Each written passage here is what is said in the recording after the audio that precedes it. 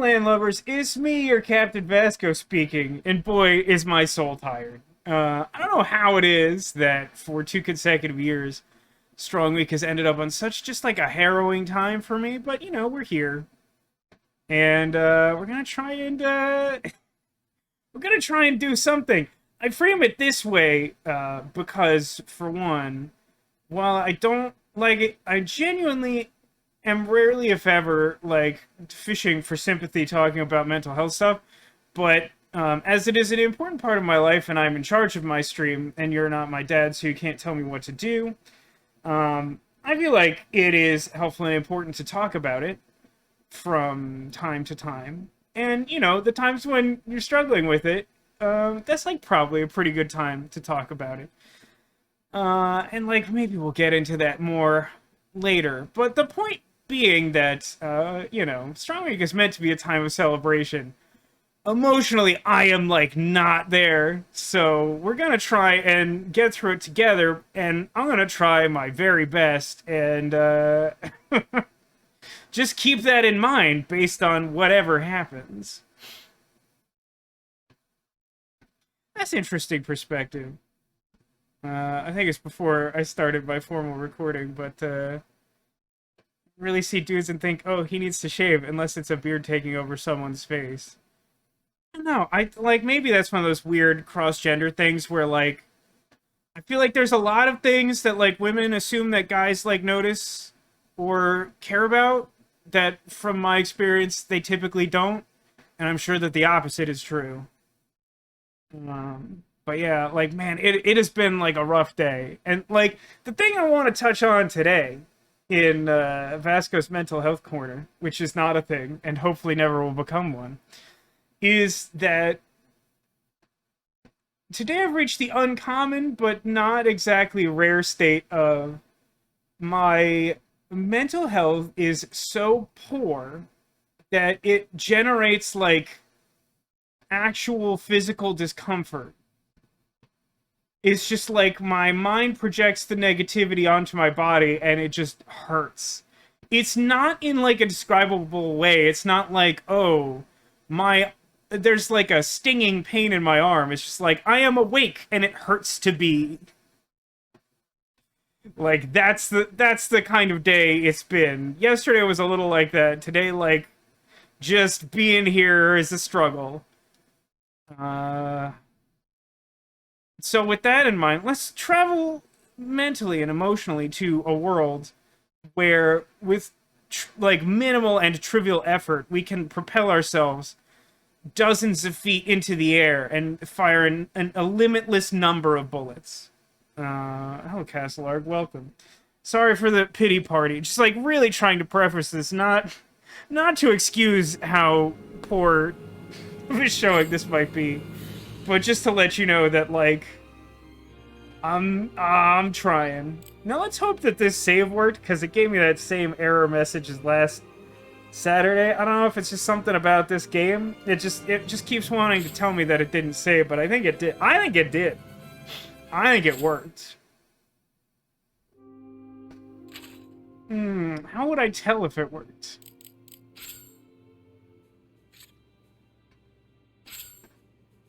What chapter I'm on? I'm pretty sure it worked. Alright, it's cutscene time. Yeah, chapter 14 complete. That should be fine. Yeah, that's fine. Oh man, does anyone remember which one of these I was supposed to not save over? Because I don't.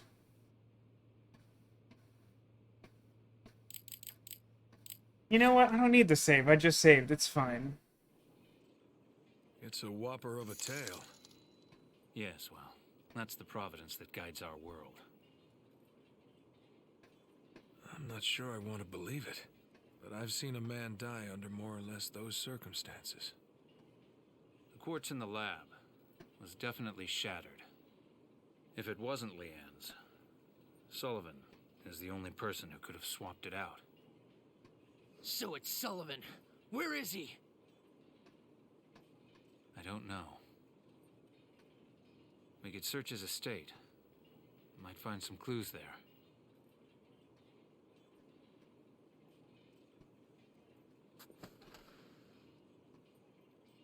We could pretend we never heard this. Just go on the way we have. Everything could be fine.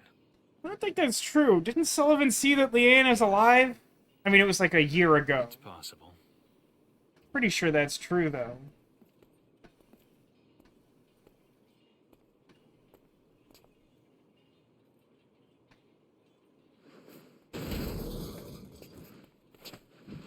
This is her life. That was my extra, like, flipping table, constructed just for dramatic moments like this. Run from the truth. A stone breaks and a person dies. I guess I'm too stupid to understand. You're a scientist. Maybe you can explain it to me.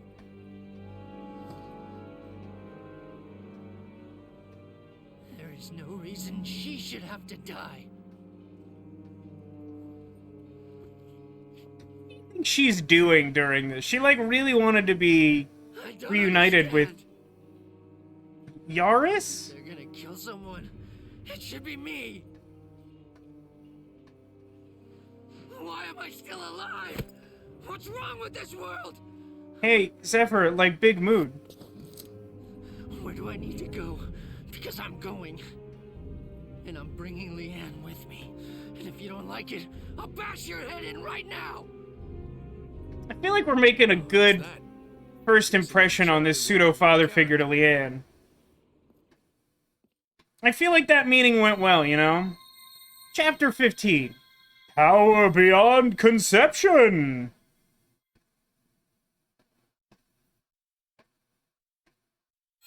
Ooh-doo-doo-doo-doo. There it is. Let me greet some people who came in during the cutscene. Cassar came in not long beforehand. Welcome. Also, hello, Neko. I have one of these. Also, hello to Anime. Which chapter is Christmas? Off the top of my head, it's like 12? I want to say 10 or 12. I have a special save file for that one. Is literally separated from the other ones, so that one I won't save over. And thank you, Neko, for reactivating the 12-month gift sub from Demolition. That's it's very generous, Demolition. Do they sell flipping table? I feel like maybe I've seen that before. Sunglasses at reflection, dude. This the sunglasses are one of the key costume items in this game. They're like essential to Zephyr's character, even though he's not required to wear them.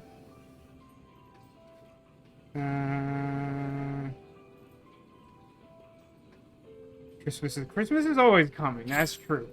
All right, let's play some game. What we're gonna do is like not do the story mission at all today. I don't think. I think what we're gonna do is some bookkeeping. Hooray! After looking over what Chapter 15 in particular entails, the first thing I want to do is go to the job board. That one part of this room is so loud. Anthony in Cranktown. Don't remember Anthony, but that's probably just because he's in HD, so he looks like a person and not like another gremlin. His mission is called This Gun's For You. I'm looking for a young hunter worthy of inheriting one of my long-cherished firearms. Those who think themselves skilled, those who consider themselves worthy, should come see me. What an extremely weird premise. Is like, in this world filled with guns, this gun is like a family heirloom, and I want to give it to someone even though I'm still alive and definitely able to wield it. Winter fashion materials. Everyone's favorite, thematically appropriate subgenre of mission from this game is like the clothing store in town. It's a shortage of a certain material for winter wear. Or history if we can't get any more. Could you explain that to me? The whole business will go under if you can't make some winter coats. Also, can someone explain why there are seasons in the sky town of Basel, as it is a clockwork city constructed to float above cloud level, a la the Jetsons? So, like, how even is there enough weather for that? You got a ghost, honey godmother. What? How long have you had the ghost? Is it a friendly ghost? Tell me more about this ghost. One scene where Zephyr's glasses don't have reflections is during the fake wedding with Leanne, just so we can see the panic in his eyes. I mean, that's also important too. That feels like a feature, not a bug. Anyway, the last mission is, I lost my locked trunk somewhere on level 12. Again, I would ask, why are people wandering around in some of the most dangerous areas of Basel if they're incapable of, like, safely going back there to retrieve stuff they left behind? Also, hilariously enough, I think it was just last Saturday that I was like, what's with Chit-Chat Noir? And how come it only comes up once? Just kidding. Gotta meet a guy at Chit-Chat Noir. Let's take those in a seemingly random order, which is neither forward nor backward. We shall start in the middle, for it is practical and relatively close. Do I have any dolls for Sad Daniel? No. I have none dolls for this man. I'll probably be back to see him later. If things go well, which they may not. It was first turned on the fireplace when Dave was home alone. It's not internet controlled and can only be controlled with a very close range remote. Is it possible that remote's on some other frequency? Like a haunted frequency? We're painting 3 feet off the wall. That actually sounds familiar. I feel like I do remember you mentioning that. Sun is still going to be a varying distance from the Earth. I don't see why it wouldn't have winter. I guess that's a fair point, Neko. But, like...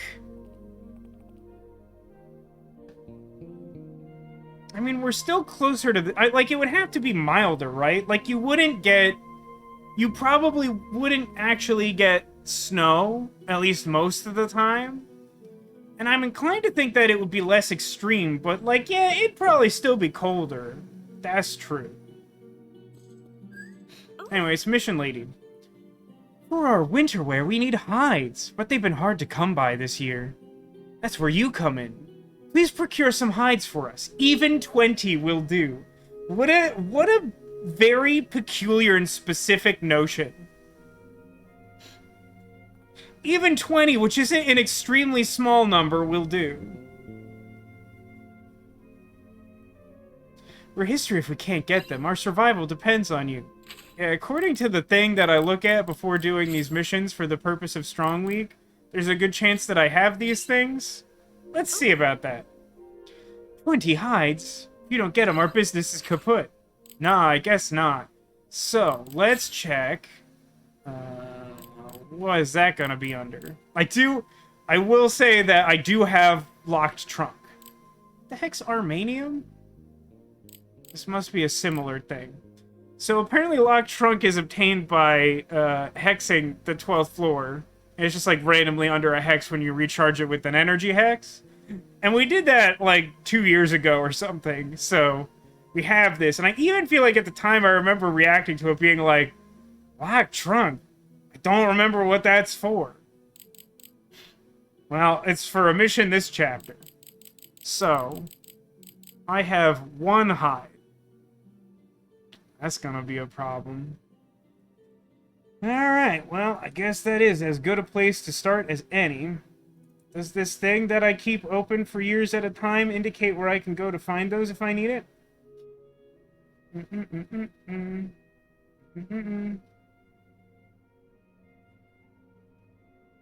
No, not even a little bit. Awesome. Now that's gonna be a nuisance.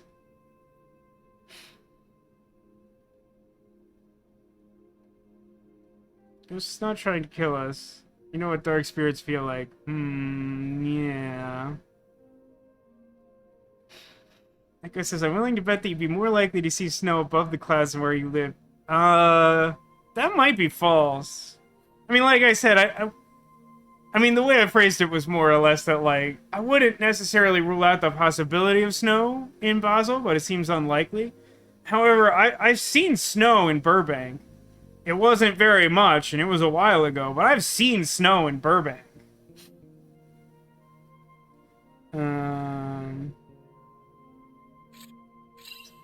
So I gotta... Hold on, let me use game mechanics I don't ever use. Yeah, I saw snow in Burbank, like... I don't know, like 8 or 9 years ago, maybe? Sounds right, but I'm kind of guessing. Tex still lived here at the time. We were driving somewhere, it was just snowing in Burbank. No, I mean, it was like a... Like, to be clear, snow was falling from the sky. The accumulation was like... lol. Was like Kek W.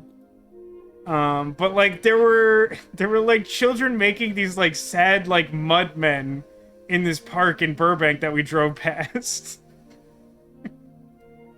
It's like, that's sweet, but like also definitely sad. I need this. Is there a way to search by...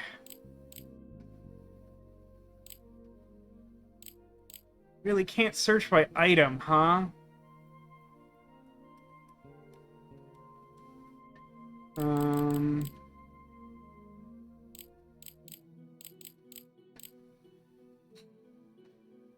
Yeah. Something here's how bad, like, my mental state is. Like, whatever I looked at to tell me this, I looked at less than 5 minutes ago, and I don't remember if it was this thing that's not quite a walkthrough, or if it was the thing in the game. But it said, Heat Yeti drops hide. So I guess we should go to Etsia on level 10 to get some hide. Look, here in California, we're happy to get Mudmen. I mean, listen, I'm not trying to, like, I don't want to disparage the children making the Mudmen. The only reason I say it's sad is because, like, you know, they clearly wanted the snow experience, and I wish that they could have had something a little closer to, like, whatever it is they envisioned for themselves, you know? But, like, yeah, it wasn't really enough snow to do anything. But I've literally seen snow in Southern California, so, like, yeah. Also, hi, Haggis. How's it going? We have to go to Etsia. But I think we can go by way of... We have to stop at both of the other towns? This is... Alright, Chit-Chat Noir. So, 7 and 7.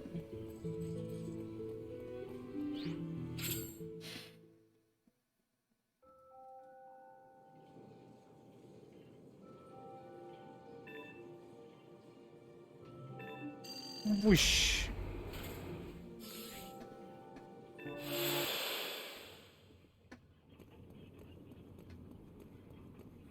I feel like the beast area would be a lot more useful, actually, if you could search for items dropped. I honestly feel like that's information I'm actively seeking way more often than I want details on an enemy I've already fought.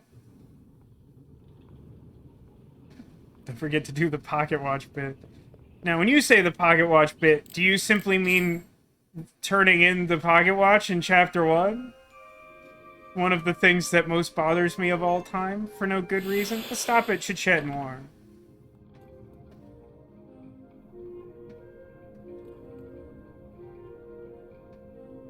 I don't know why, but the looks on the faces of these women is really striking to me, because they look like the lady on the left like walked up to the railing and then just stopped and looked so blank that like I feel like I briefly stopped over in that episode of The Twilight Zone with the mannequins who occasionally pretend to be people and they just like went full mannequin. Then again, this man's expression isn't like a lot more human. I lost my luck trunk somewhere on level 12. I can't find it, and I'm at my wit's end. If you find it, bring it back here. It's valuable to me. You're free to keep whatever's inside. I have questions about this. Why is the locked trunk of such great importance if its contents don't matter? Look, I understand that the shield is not important, and that the talisman is important, but I feel like you're telling me that the opposite is true. Like, the contents being kept safe by a random locked trunk are inconsequential compared to the random locked trunk. Look, I've been toting this around for like 2 years or something. Just like a really long time. I don't know how I've kept it in my communal 3 sets of pockets or whatever. Oh hey, that locked trunk. That's mine. You've saved me. Believe it! I'm going to become Hokage of the Sky Town of Basel. What's important to me is the box itself. I couldn't care less about what's inside. I won't explain that to you. I promise I'll never explain it to you. Like I promised, you get whatever's inside. I'd love it if it was just like a nicer trunk and he's like, dang it, I'm a man of my word, but that's a really nice trunk I have to hand over now. I wish I remembered that I put that inside my less nice, larger locked trunk. Anyway, it's a sweet gun part that I don't ever remember by name what any of the gun parts do, but that's all taken care of.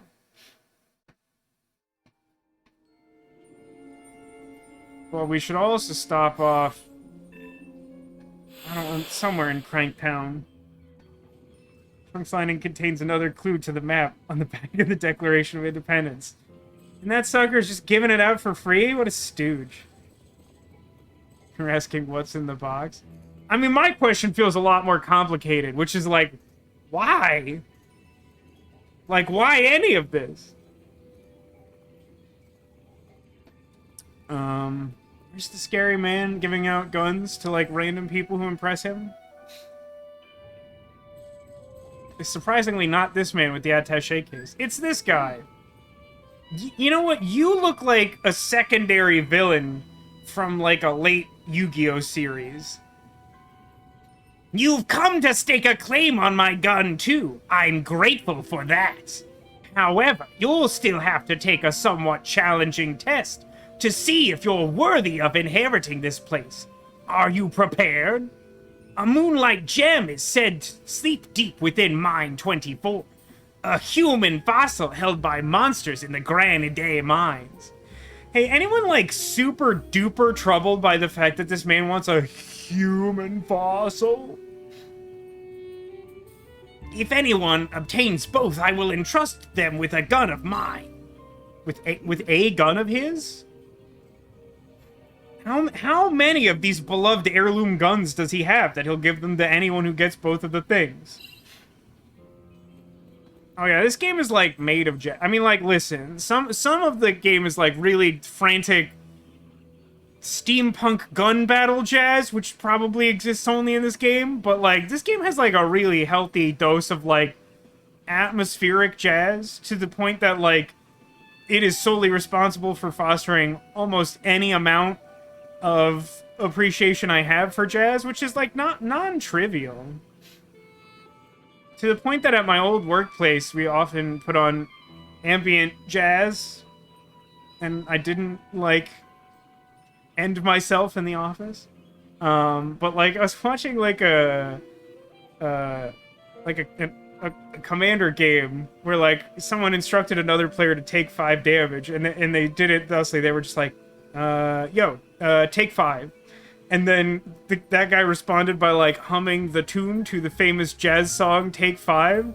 And I now know enough about jazz to laugh a little too hard at that. Let's exit to World Map. Which it's a steampunk gun battle jazz, a more niche musical genre than my favorite 1920s electro swing jazz. I mean, that's not even that niche these days. So I gotta go to 10, and I also have to go to like wherever. Granite Mine was on 11, I want to say. Are they both on floor 11, just opposite sides, because it branches awkwardly? I'm just gonna go.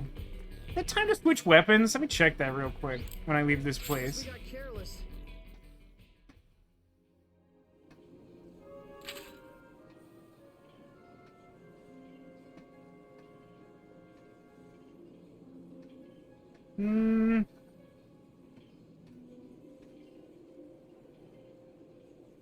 Could do to switch some guns, I think. I mean, Leanne still needs the grenades a little longer. She also has the lowest handgun level, so I think I'll just leave her as is. I'll probably just switch the weapons on Zephyr and Vacheron. Let's run PDW and magazine case, and triangle is the remove button, not the one I'm trying to use. And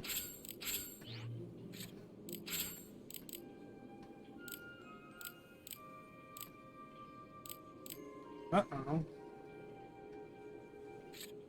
Okay, hold on.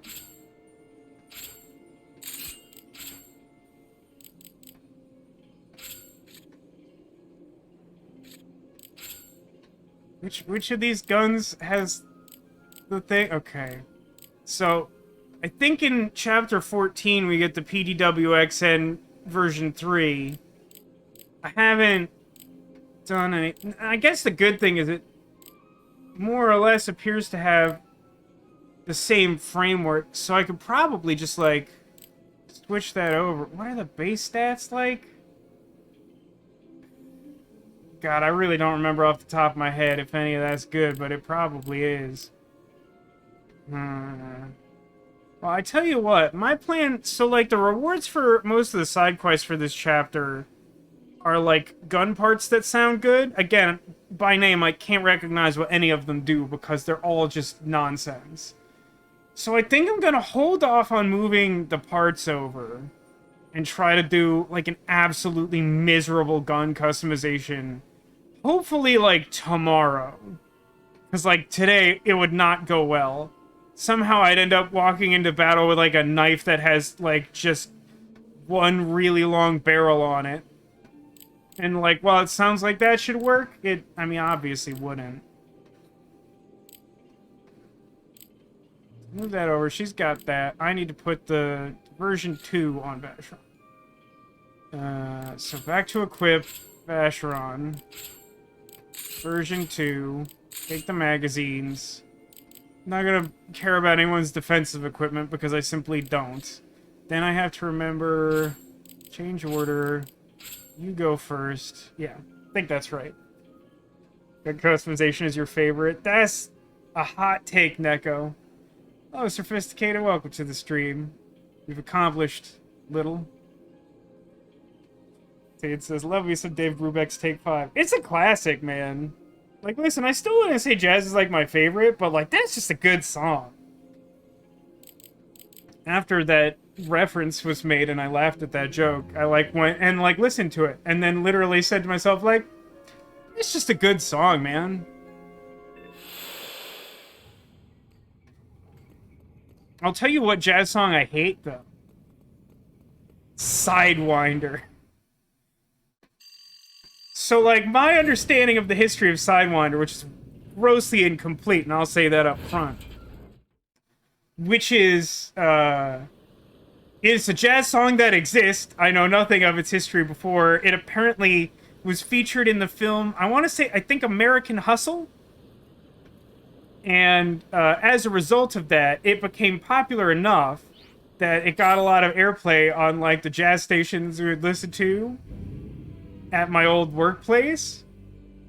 And that song is, like, 14 minutes long, and it's just noise. Now, I know that, like, jazz is sort of, like, improvisational by its nature, and so, like, it's not necessarily, like, carefully structured, but, like, boy, is it just, like, really long, really half-hearted, chaotic noise. Okay, Ezio's up there. We're gonna save here. Lord, which of these was the thing? I want to say it's 4 is the one that I like wasn't supposed to mess with.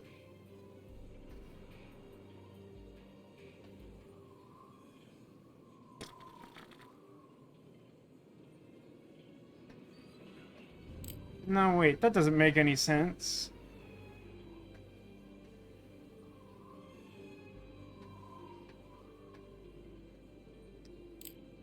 Now, I'm just gonna save over 6, because that should be fine.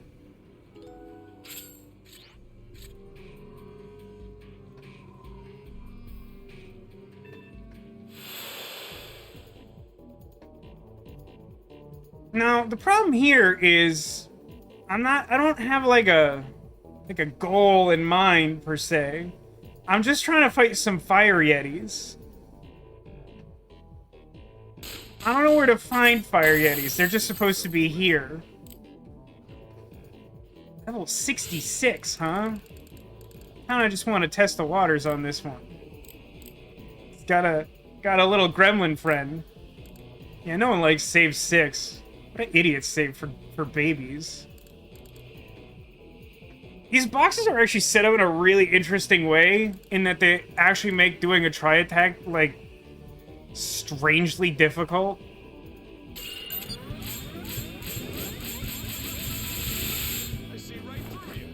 Can't remember the last time Vashron wielded a machine gun. See, now we've reached the interesting part of the stream where my sister, Funny Godmother, is in chat. And to my knowledge, she's never seen Resonance of Fate before. And so she gets to look at this and try and understand what's going on.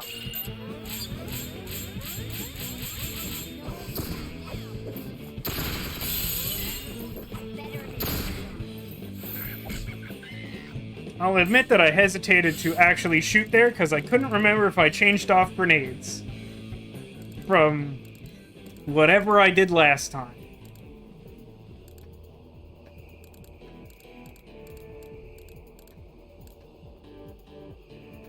You know, I'm really not smart brain good enough right now to figure out this geometry, but I think this is fine. Look at that stupid gremlin over there. Take the main gauge. Good.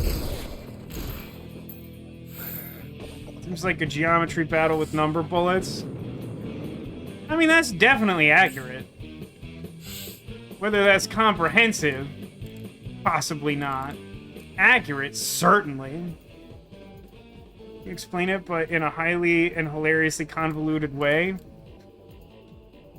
I mean, listen, you gotta understand that most creatures in this world, where the surface of the Earth has become so uninhabited that we had to build like a nearly orbital sky town out of rusty gears. Most things that have survived have to wear hats. Some of them literal, some of them figurative. And in order to kill them, you're gonna have to remove some of the hats. Otherwise, you'll never scratch them with your machine gun, and it'll be nearly impossible to shoot them to death.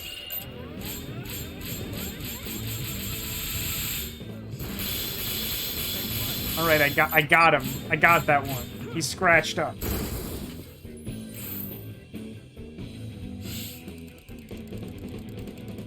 Just gonna throw one of my, like, 44 grenades at this guy.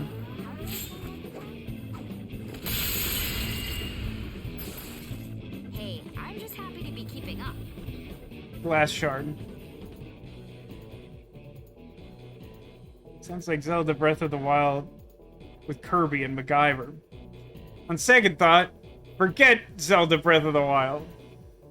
I actually didn't see... I know that they did, like, something at the Nintendo Direct about the Breath of the Wild sequel.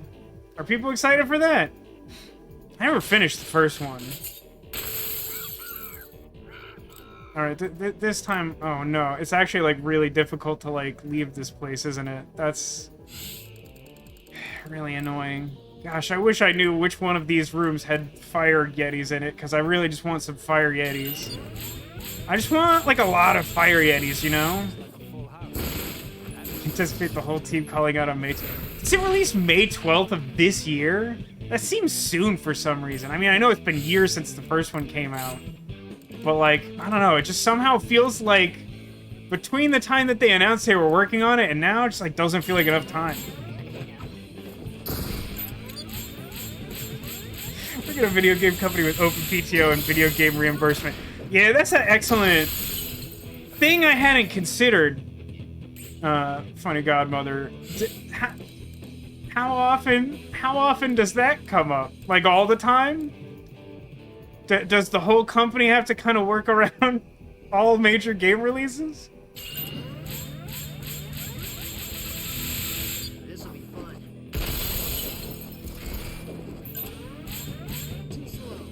More power to them, I'll be on a cruise ship. Yeah, good luck to them. Stop lighting Vacheron on fire. He probably doesn't like it or whatever.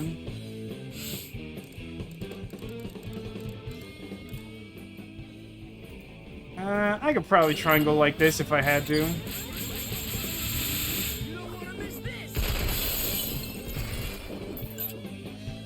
I have to mentally readjust to the fact that Vacheron has the machine gun now. This is, like, probably fine. No, do it this way. You know what? It's...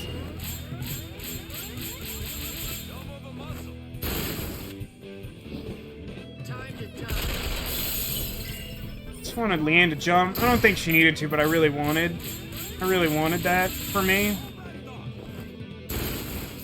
There it is. Pew pew, that's the sound of my brew. Alright, I'm just gonna pick one of these at random, which I've sort of already done. Beats sitting around at home all day. Bazooka Dwellist, huh? You're not the droids I seek.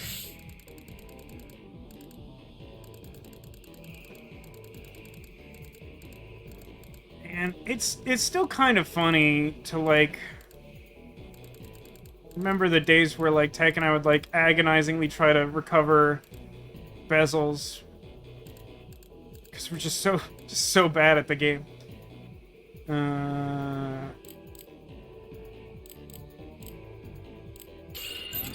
It's like doesn't do anything. Why would you want to be a junk mimic? As someone who represents the kingdom of junk, as a garbage person, I can really assure you there's, like, just no prestige.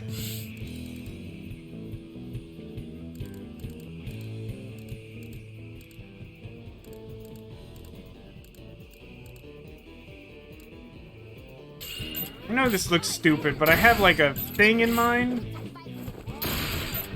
I want to clear this room and safely get to the next room to see if Fire Yeti lives there, but I don't think Fire Yeti lives there.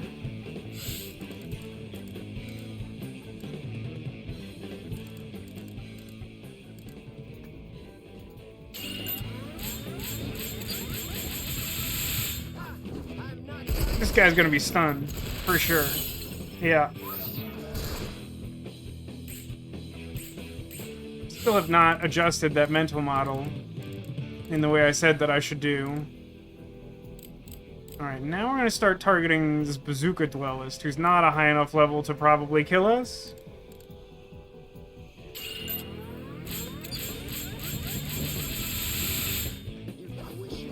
You know, those sweet shoulder pads.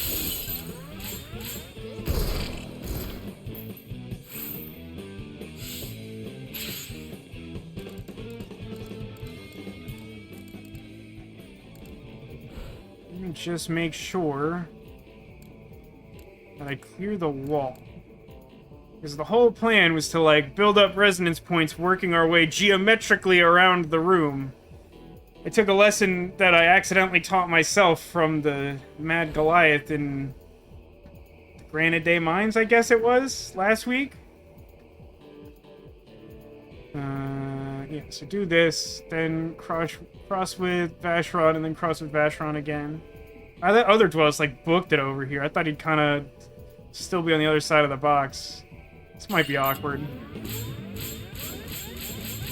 For a second, I thought I didn't switch back to gun, even though I've already had a gun action. It's rough, man. I'm having a bad time. Like, thinking or, like, doing good, like, it's just not... Like, don't expect any of that. Just don't. Like, this guy's really motivated. I gotta hand it to him.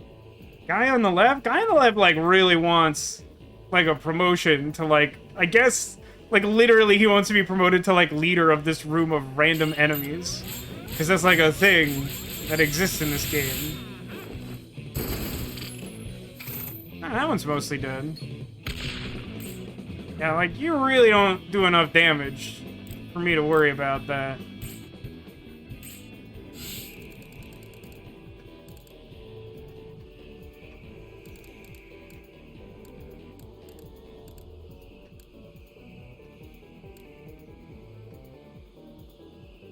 See, I'm kind of torn here because, like, I want to do some direct damage to clear the scratch damage on this guy close to me. But, like, honestly, it might just be better to, like...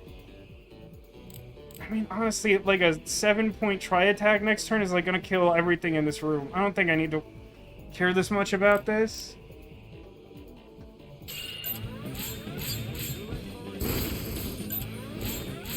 Man, the brain fog's so bad I just, like, mix my buttons up just completely. That guy's fully scratched. Oh, my organs and stuff. Dude, seriously, this one guy's, like, trying so hard, and, like, the dude who's, like, next to us is, like, barely gotten out of bed.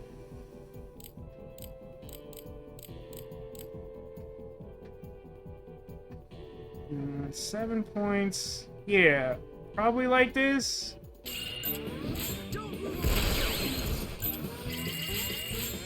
Move to... You should be in charge.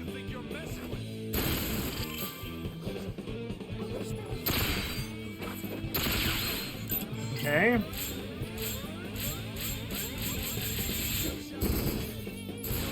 Probably shouldn't have held that long. Like, a direct handgun shot should probably, like, destroy all of the barrels.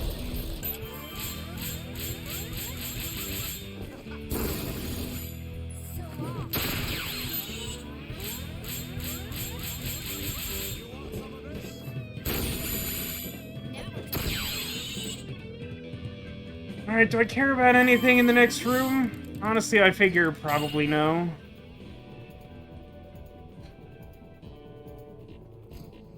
If someone wants to do Vasco like a big old huge favor and just like look up where to find some fire yetis, he'd be you know, grateful for that.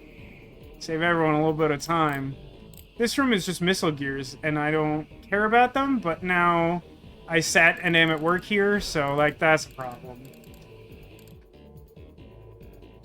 These things are, like, low to medium aggressive, so I probably, like, want to form a triangle up here so I can escape this wretched place.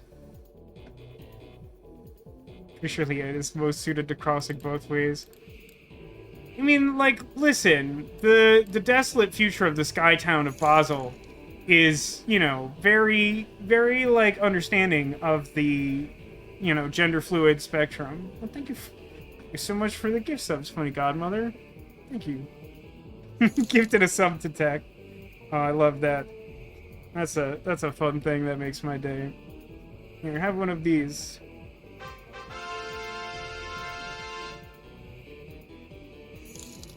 Hot tech lurking. I don't know about that. Unless you actually see him listed. He's got stuff to do, my guy.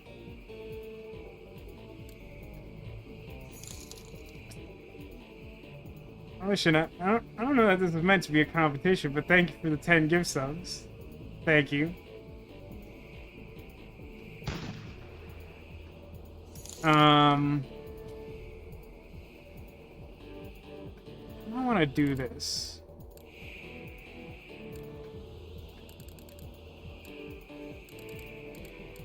Like, probably at an angle, and probably... Nah, this guy's, like, already heading this way. We can make more progress that way.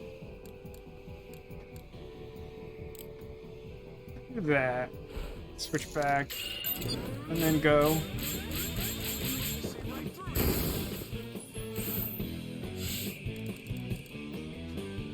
Nah, no worries, Haggis. It's somewhat effective! It's just that, when the community is as small as ours, and don't get me wrong, we have a great community, not complaining or nothing. But like when it's this small and you have someone as generous as like Demolition gifting subs, you will quickly learn that overflow subs just like target people who've ever been here before. Forever. And then like I don't even know what happens after that. Just throws a dart at a board or something.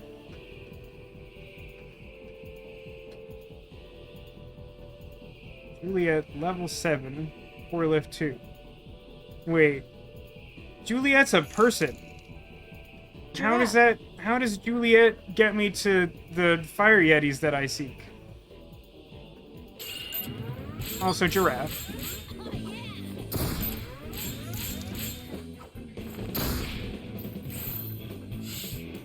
She's even stronger than my mom.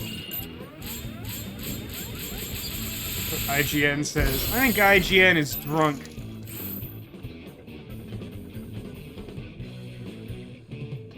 I got a gift sub last week. What? How could you possibly identify it as Dad? What is the name of this account he supposedly has? How do I get him to watch when I play the dig? I want him to see the dig. What brought up was info about the Yeti boss. This shouldn't be that hard to find. I mean, this thing that's supposed to be a resource for completing the chapter guide, like, literally says nothing about where to find them. I'm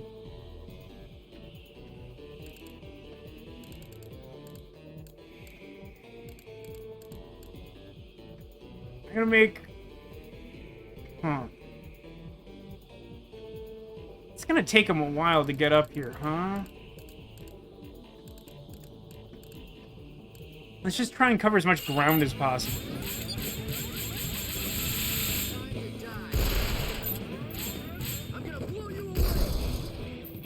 Zephyr, I really need you to, like, get your butt in gear, break some gauges or something.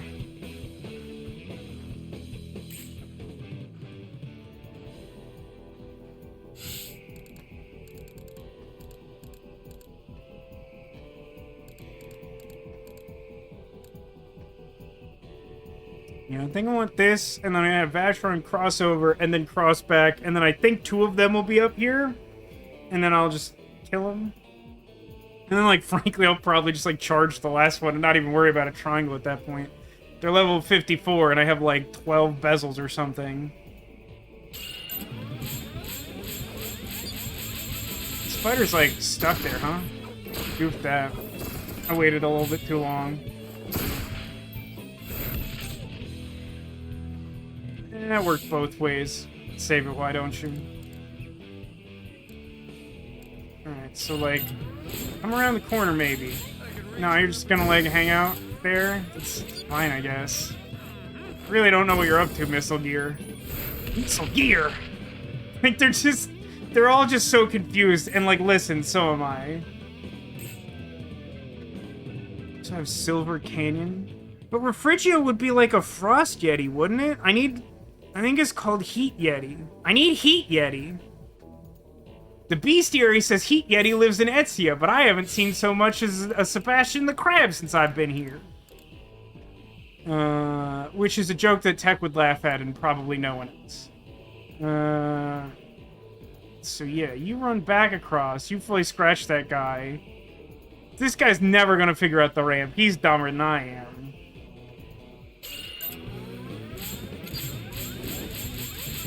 I will say, Funny Godmother, that I think it was Martin Luther King Day. I was visiting the parents, and I put on your stream, and our dad was watching it for a little bit and asking questions about Pokemon, and it was a very surreal experience. Okay, so they were covering the scratch damage pretty quickly. Also not in, like, a great position for me to scratch them more.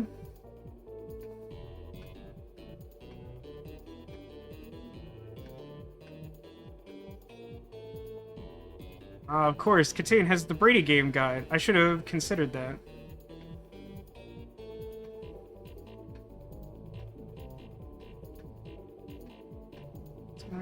Someone in chat response says they beat Yetis in chapter 12 at level 60. That doesn't really... Like, I need a location. I need to know where to go. What is the item? I'm looking for hide. I need 19 hide. I'm allegedly supposed to be able to pick them up trivially, but I possess 1 out of 20. What's the name of the side quest? Winter wear? Locked trunk. Winter fashion materials.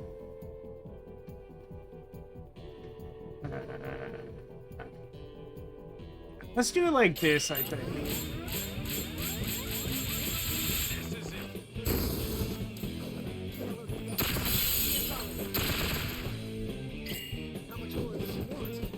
Right at the corner so he couldn't jump, but he broke that guy's gauge, so I guess it's cool. Please kill it. Okay, great. What chapter is this? 15. Chapter 15. Right up in his business, still not enough to scratch it.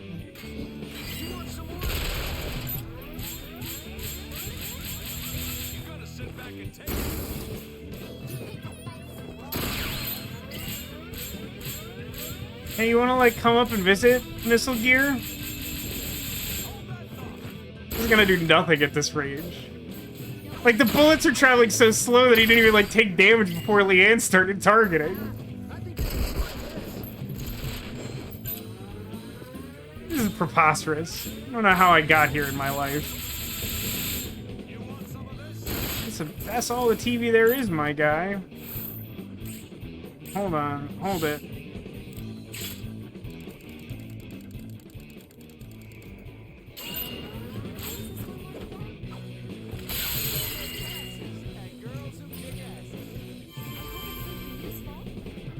Obviously, none of those are going to give me hide. They're missile gears. I think I've probably already been here for some sort of side quest, to be honest.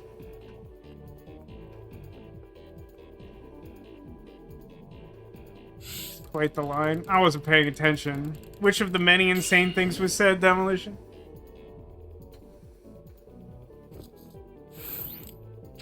Exit area. Try for Mad... Will Mad Yetis drop hide?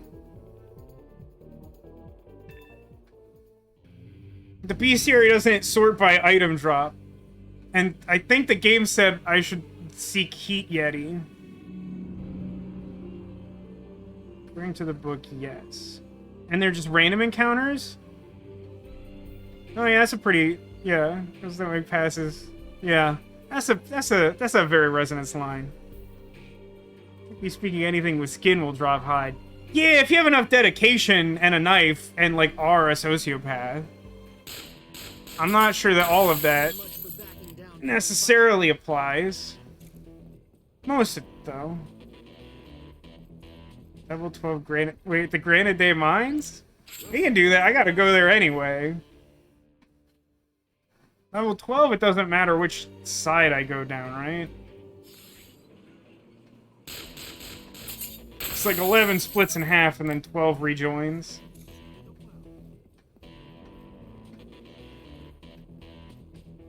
Wish I had that equipped item from Pokemon to avoid these.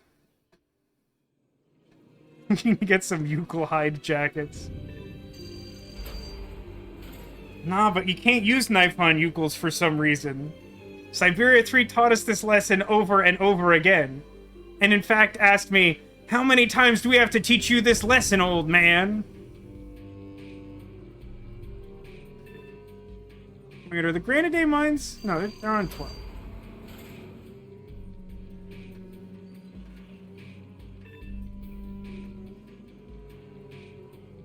More red squares down here. I hope we can find something that can put up a fight. There weren't that many... Assuming that the enemy constructions are the same as before, there was only, like, one room with Yetis, though. Never tried Smash Grenade on Euclid? That's true. They were much harder to come by in that adventure game that didn't have Basels or hero actions.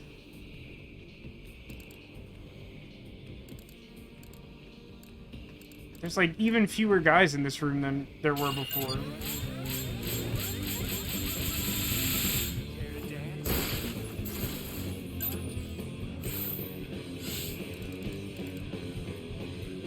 Did switch back to gun. Almost instinctively switched to grenades, assuming I hadn't. Probably should have switched to grenades, actually. He was fully scratched. I don't need quality meat. It's annoying that I did that to myself. Could be avoided if the game... Okay, Mad Yeti. There is more than I remember. There's this guy that I, like, fully scratched last time. I was very pleased with it. I don't actually remember... No, I think I do remember which room I'm supposed to go to get the thing that I actually need to be here for.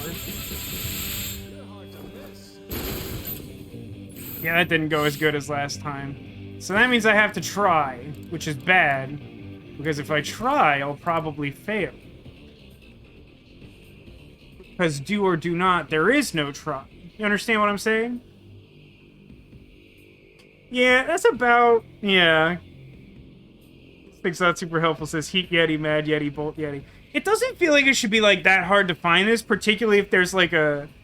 Like, one of the relatively few missions in the game is to, like, get this item. It's, like, weird that this information isn't more readily available. Like, literally the only thing that I would need from this... Like, this... I have been referencing...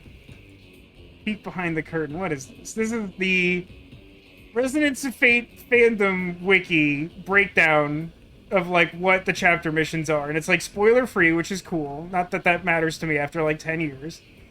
But, it's been, like, really quite helpful at, like, the nuance of just, like, oh, like, to find this, like, fight this enemy here. Up until, like, this point when it's just, like, you probably have these, just turn them in. And then, like, it doesn't even say, like, if you need them, go do this. It just sort of assumes you did it already.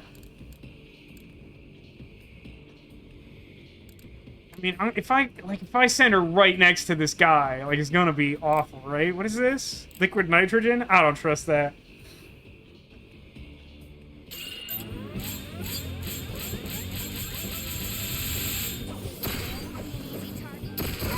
Give me all of your limbs, and then break your gauge.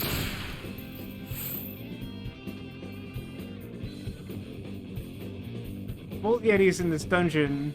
No, the Bolt Yetis that I fought were part of a red hex boss. I don't think they were random encounters. These guys are somewhat random encounters. Oh, Bolt Yetis in Adersil? I am supposed to go to Adersil this chapter.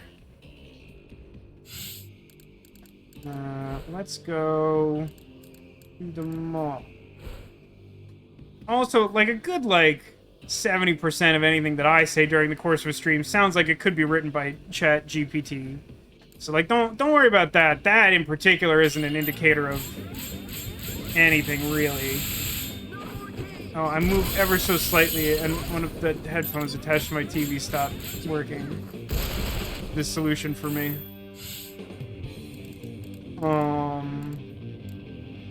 So we're gonna scratch this guy and then cross again. Because otherwise we will do a triangle on top of a ramp, which is just awful. We could probably do this from here.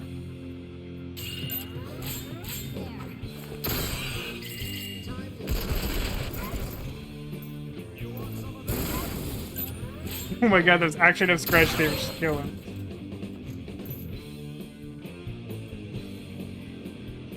He dropped nothing. I needed him to drop hide. He dropped nothing. Let's go to red.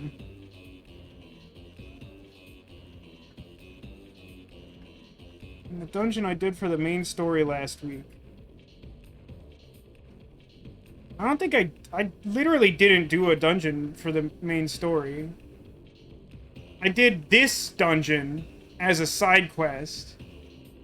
And I did a rebel suppression mission. And I did a bunch of boss squares. And I think I did do one other thing. But I literally haven't done, like, a main story mission since 2022. which for hashtag dating this strong week was last year.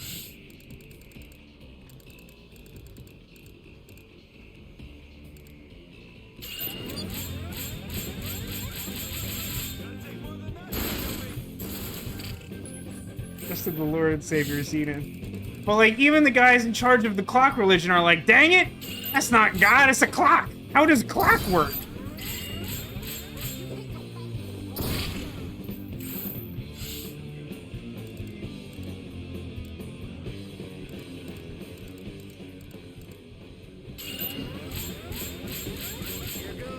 You're gonna phase right through this guy? Oh, okay. Never mind. A third thing happened than what I expected. How bad is this? That's not bad. Oh no, it's extremely bad. He pushed me off the thing. I don't think I've ever seen that. At least I don't remember it. Boy, does that suck. Woof. I was doing so well, too. Alright, well. Lost 2 resonance points for that one. I'm sure that's not a problem. Lord, this is bad. Okay, well. So no one, saw that. Luckily, or I'd have to be embarrassed.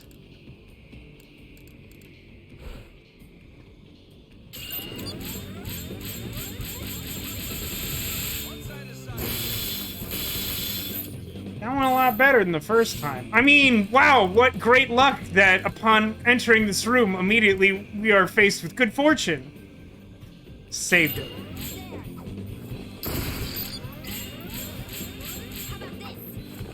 Did this mine Etsy or Aderson? Yeah, I mean, that's more or less what I've come to from the information available in the game. The issue is that they don't seem to spawn or drop hides. Both of those feel problematic for the purpose of killing them for their hides. Is the drop rate, like, super low or something? Because, like, again, the guide is like, you'll probably have these. Why so many equations? Do you just mean why it keeps, like, adding and subtracting things? Because it's, like, constantly doing medium number math every time I shoot things with bullets, which happens many times per turn.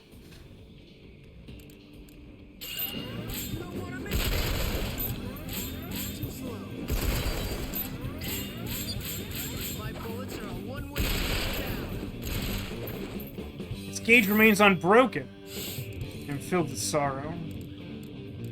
Oh, this looks terrible.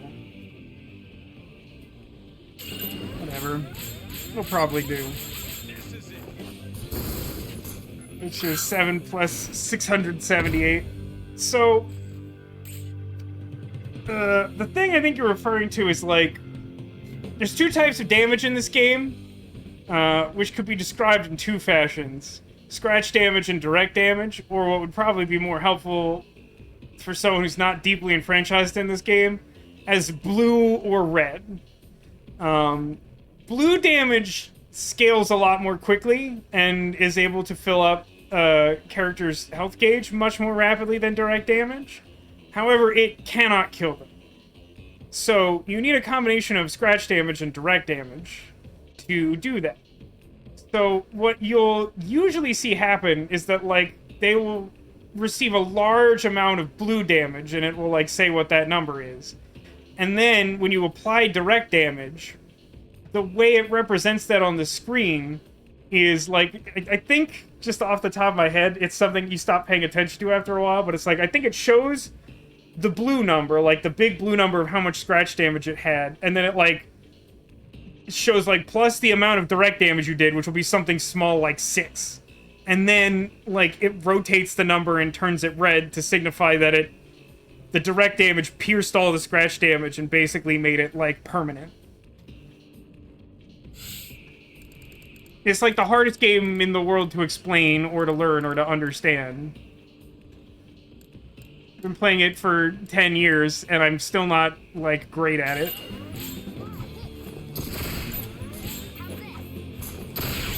Actually scratch? Thank you.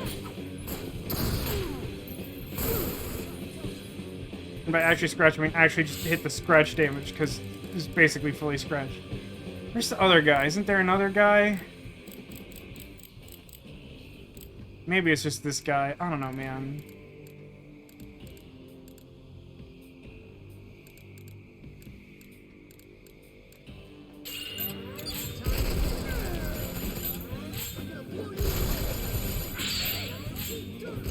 Bonus shot. Just for fun. Not to save life.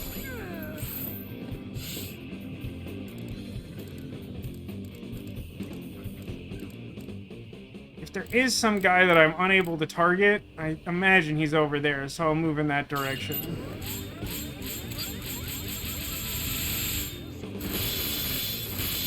That guy's really messed up now.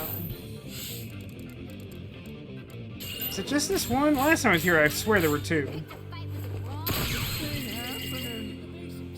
Ting, ting, ting, ting, ting. Alright, so I need to go to...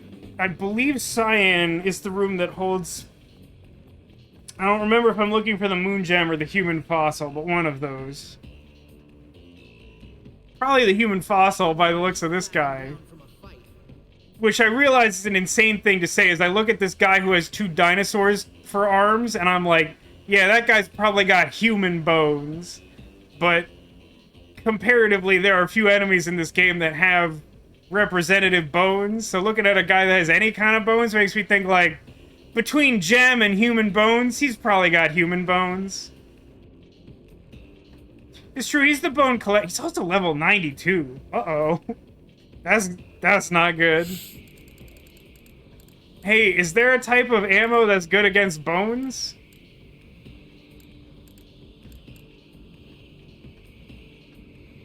This is a rhetorical question. I'm unlikely to use the elemental ammo. I'm gonna steal your outside bones! You have a surprising number of them. Most people just have teeth. Oh, he doesn't seem to have that much health for a level 92. Maybe that's not, like, super bad. And it's just regular kind. No McLovin. All the scratch damage must be gone. Now please break it. It didn't work. That tracks. That's about what I expected, to be honest with you. It's not good, but it smells better than it used to. We've reached the point in the evening where my brain will only associate my own references with each other and not with reality. So I apologize that nothing I say ever again will make sense to you. You don't speak fluent Vasco.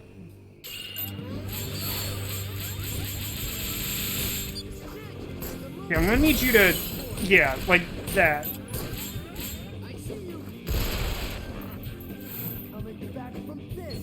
Coming back from this. I pretty much want you to go, like, back to start.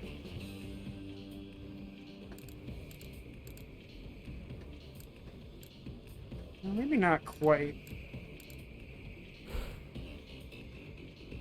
Let's try and do some geometry to figure out where people can run in a triangular formation without clipping ramps. I feel like it should be closer to where we came in than here, but I think it's, like, about here, which, like, doesn't seem great for me. No, the bone collector stole your bezel. I know, rude. First off, just like a generally rude thing to do. But secondly, like, it's not even bones. Like, how am I supposed to approach them? Alright, I really need to break this guy's gauge. Max charge. Okay. I love how, like, the other guys, they're just like... They're like nothing. They're like the buzzing of flies to me, but this guy, like... saunters up to me, punches me once with an entire Tyrannosaurus Rex, and then I, like, explode into pieces. I mean, yeah, that sounds right. It's just stupid when you think about it. That's all. Okay, I can jump over him well enough. This might not be enough bezels for this.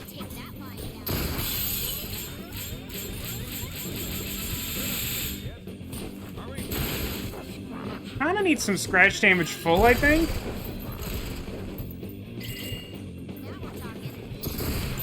I appear to have reclaimed some number of bezel shards at some point. It's just, like, really not working.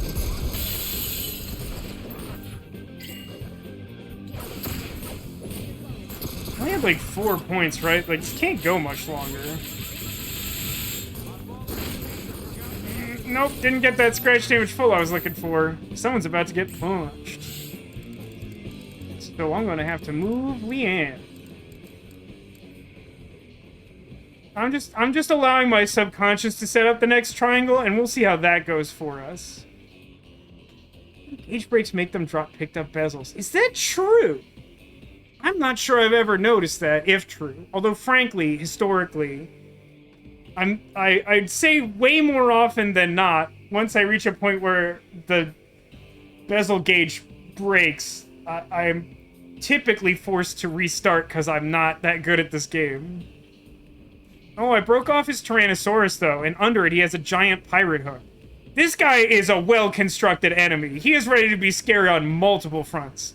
Currently, he is like a dinosaur pirate because he's still got a whole Triceratops on his arm.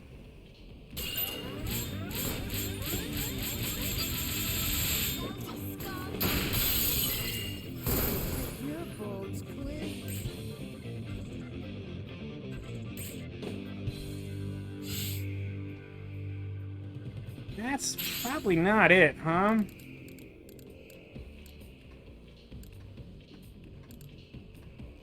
It's probably like this. And then have Ashron cross in a comedic fashion and then cross back. Think we can invite him to the crew? I mean, I'll ask. But, as we all know, before I can ask a question or two, I have to shoot first, shoot second, shoot until everyone in the room is dead, and then we have, like, an opportunity. Oh, of course the goons are here to lick the bones clean. Of course! That's a great call, Neko. For some reason, one of those, like, generic enemy lines that, like, always, like, tickles me is no coming back from this, because for whatever reason, the line is delivered in such a way where, like, the no just, like, doesn't come across at all. It's just, like, totally swallowed by the line read. So, like, they're just, like, shooting guns or throwing grenades at you, and they're, like, coming back from this! And it's like, what does that mean?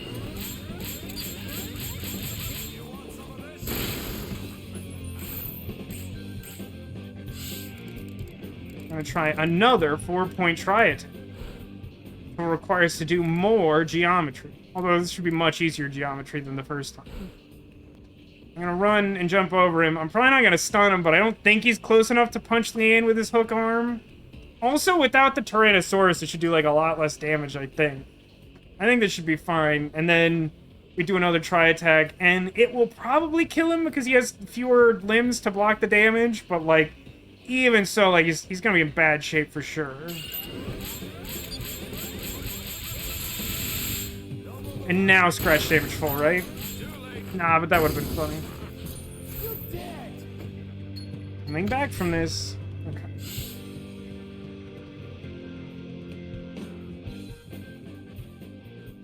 Yeah.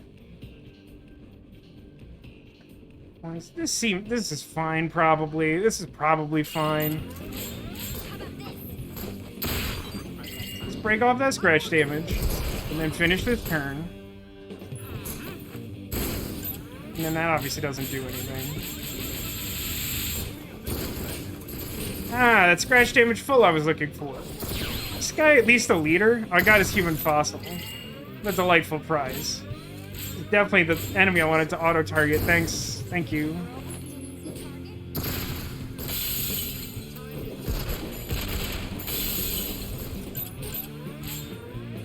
Yeah, that's more like it. I'm, like, definitely not gonna be able to finish this room because the auto-target was so heinous.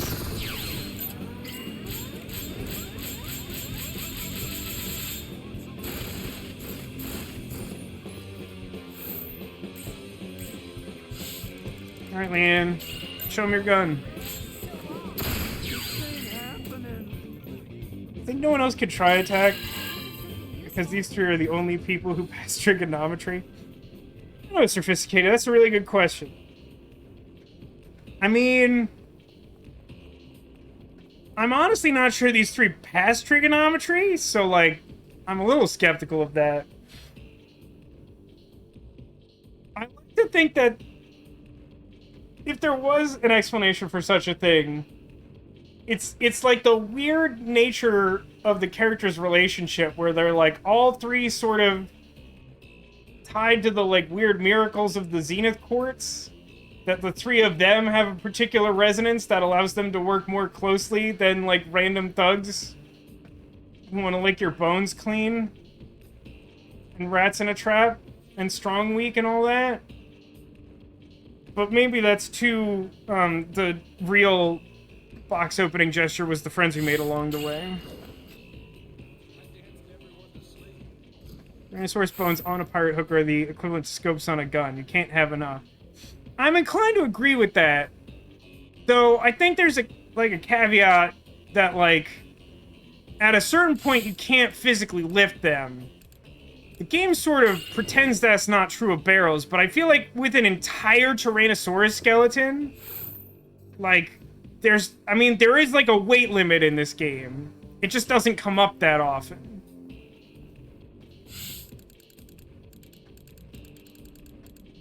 By which I mean, like, it really only matters if you try to hold, like, 2 machine guns at the same time. This guy. Am I right? What are we talking about?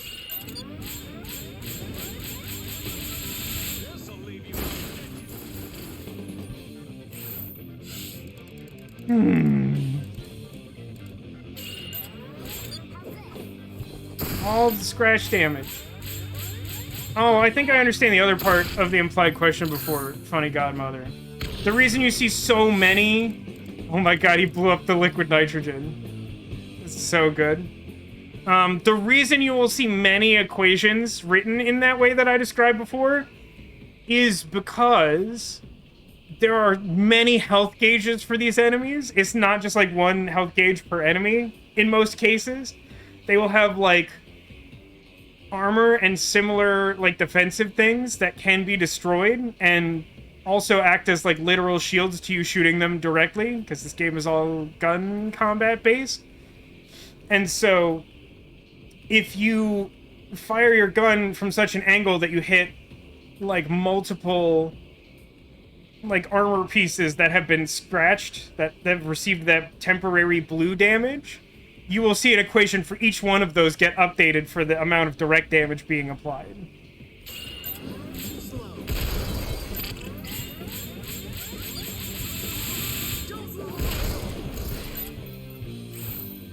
Echo says, I don't think the Bone Collector cares about weight limits. Well, why don't I take that one further? And posit that perhaps there's something else that the Bone Collector doesn't need. I don't need a map to get to Bone Town.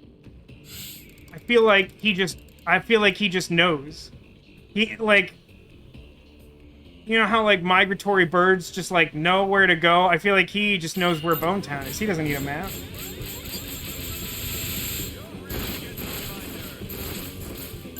Scratch damage.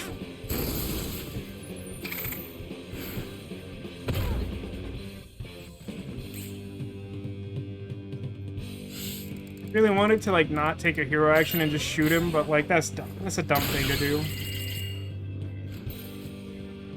I feel like Leanne is, like, never gonna level up handguns, and it's starting to make me upset. I really don't want to go to Adersil. Demolition, thank you. Thank you for Las Tetas Grandes. Thank you. So, like, here's the issue. God, these headphones killing me. Just the worst. I wish there was a better solution. There's got to be a better way. So I don't want to go to Adersil, and it seems that there are very few places that the Mad Yeti appears here at the Granite Day Mine, so, like, that seems like a bet. So I think we go back to, Etsia.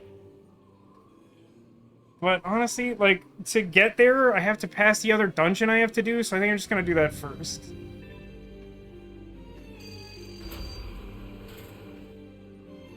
Wish there was a way to put sound alerts in mod view. Huh.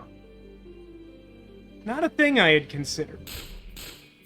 Enemies this dumb don't know what they're in for. Hold on, let me see if I can...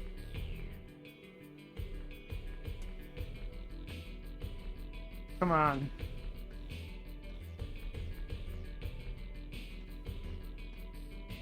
Okay, if I never move again, I have sound back.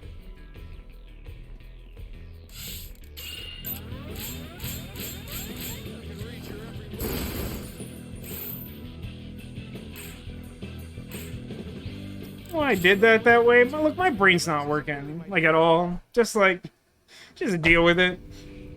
924. Keep doing the camera wrong, and I think it's because I occasionally still have time to play Pokemon Violet, and it does the camera the opposite way.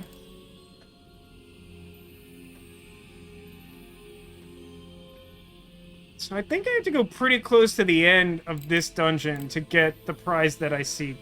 This room is embarrassing. I'm gonna try and kill these guys trivially quickly.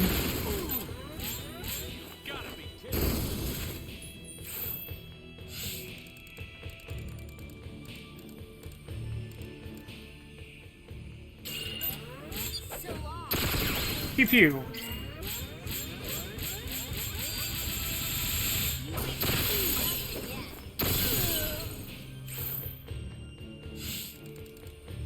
You know, for all the, like, completely ridiculous things that exist in the world of One Piece, including literal living dinosaurs, it's kind of surprising that the character of the Bone Collector, as presented as the mini-boss that we just battled, like, doesn't seem to exist in that world.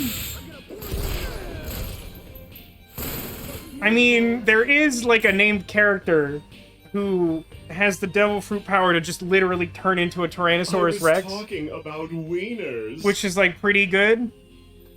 It's, like, a pretty good power.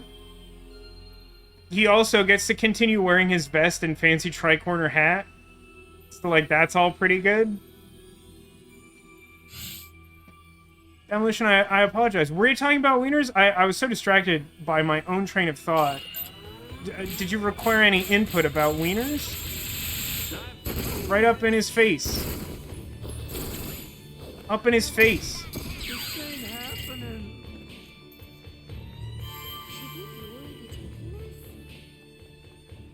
Music here is very, it is nice. I'm struggling to describe how to describe it. It's definitely got, like, a different vibe. It's more like... It's closer to, like, ominous or ambient spookiness than, like, the typical dungeon music. Which is either, like, suspenseful or, like, highly action-y. Of all the unnecessary flourishes. Exactly, Demolition. Going back to the discussions from last week, like, when I say, like, I think the way to get people into the game is just show it to them. Just let them see what it looks like. That's what I mean.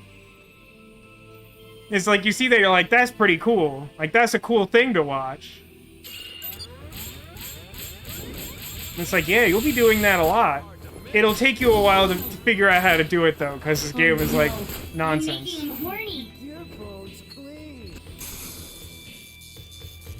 Oh, he electrocuted my Zephyr. It's like a rude thing to do.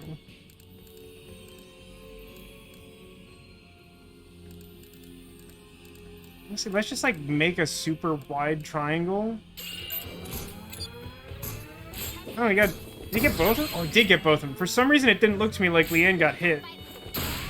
Or, like, didn't get electrocuted. She was in the radius of the grenade, but, like, for some reason, it just did not look to me like that had happened.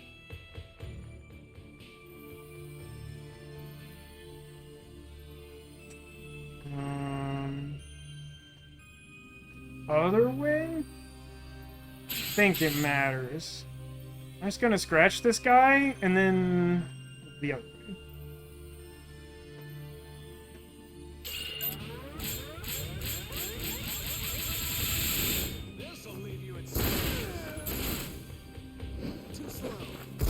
Phew. Very generous demolition. At least for my part, I think I've decided whether consciously or unconsciously that I will never have time to play The Witcher in my entire life, and it is a mistake for me to start trying. I don't know that that's literally true, but I believe that to be true. How did you end up with a spare copy to give away? Crazy, okay? Tesla Tortoise? Oh no, this is a fancy version called Thor's Hammer. And it's level 82.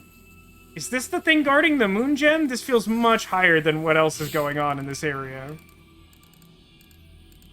You know, in this moment, I'm realizing that I have a tendency to favor moving left at the start of a room for no particular reason. Why that is? It's like, it seems like it's better to go straight, which is right-ish, compared to where we are. But for some reason, my instinct was still to go left. And another game which then triggered that game for free. Weird. But okay. That happened more than once. Left is superior. In all things, or in try attacks? Look at Thor's hammer go. What a good little guy. By little guy, I mean like enormous spiked monster tank that I can't physically jump over with my superhuman mad ups.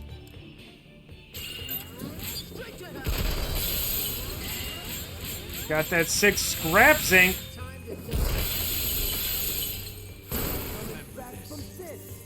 Coming back from this.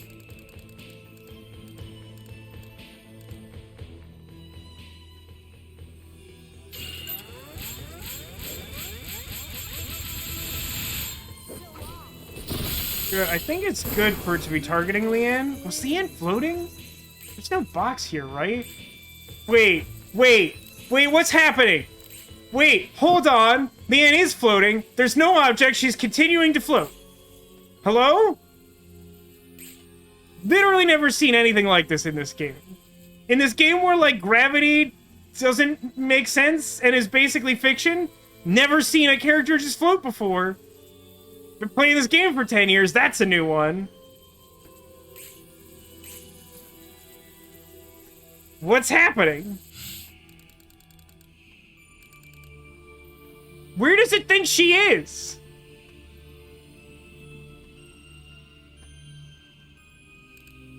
I don't understand. I think it gave... Wait, hold on. No, it didn't give me... Wait. It didn't give me credit for crossing the line. Because I should have 3 points, right? Right? Yeah, I should have 3 points. It only gave me 2 points, so it didn't give me credit for her crossing the line. It literally stopped her in midair, like at the intersection of the line without going over. And she just stayed there. What would cause this to happen? What happened? Not a rhetorical question. I want to know. I did manage to kick off the air, which is cool, I guess.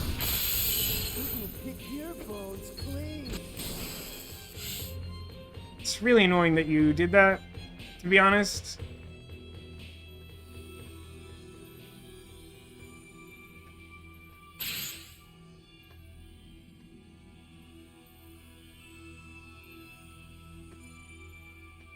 Not sure which direction I'm supposed to run.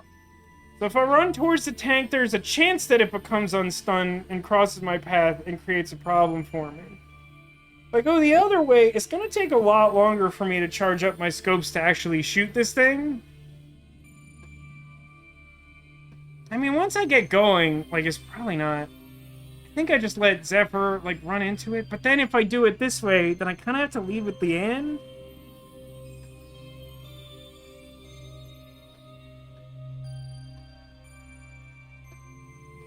I don't like any of my options. And I still don't understand why I was flying. So this isn't gonna hit at all, right? No, it's gonna hit a little. Okay, broke its gauge, that's good. I think that means we get to triangle as much as we please. I might get wet down there. Oh, I got that scratch damage pillow I was looking for. Thank you for the clip, anime. Clip is always appreciated and a very helpful thing you can do to help the stream. Did I get Moon Gem? I wasn't looking. Someone was playing that one Akane voice clip. That's actually like 3 different voice clips. Wait, now Vashron's flying! What's wrong with this room?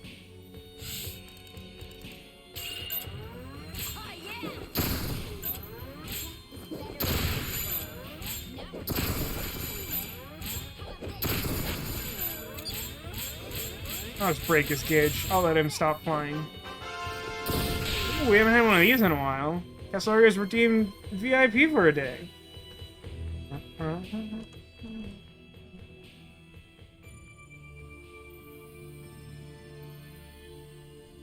Sure wish that there was a better way to do this, but it is a problem I've created for myself.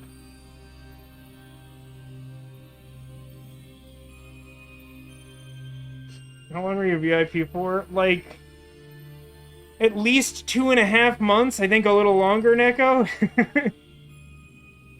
But congratulations, Castleard. Do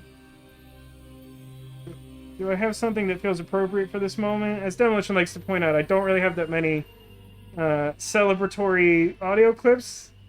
I think that probably says something about my personality, but I don't know. I have one of these. Squeak. Squeak, squeak. Giraffe. Giraffe. It's somewhat effective! Look at it this way. I'm really annoyed that this guy isn't dead yet. She's even stronger than my mom. Weird the way that camera angle changed. Listen, guy. I'm just gonna shoot you like a lot with guns. Jack's forever.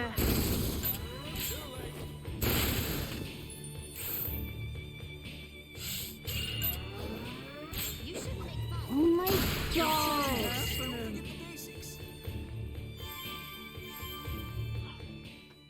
Picture an egg. So like there's no way in the game to check if you got the item. Was anyone paying attention to whether I got that moonlight gem? Hold on. My left portion. Second space on the end. Okay, moonlight gem comes from a chest, so I must not have got. There's just a random level 82 Tesla tank here for reasons. And that reason is to cause Leanne to fly some amount. It's not too late to run. Lucky for you, I don't think it's sporting to shoot someone in the back. Sound presence in this room is so peculiar.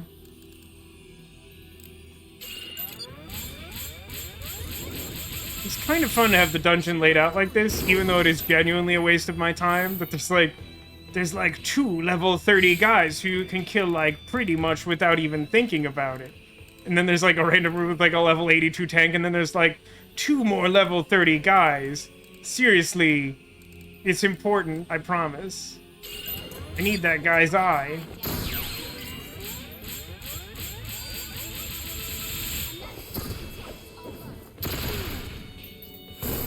Your bone's clean.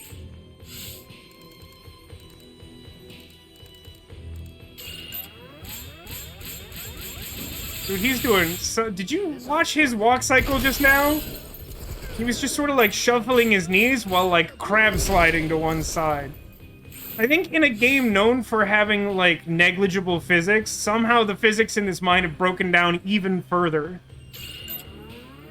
We've performed some sort of limit break. I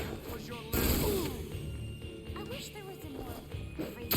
This ain't happening.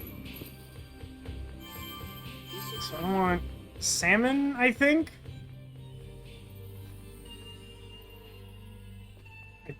Pretty sure I want salmon.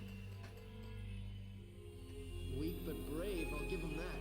Oh, look, it's 2 level 30 guys.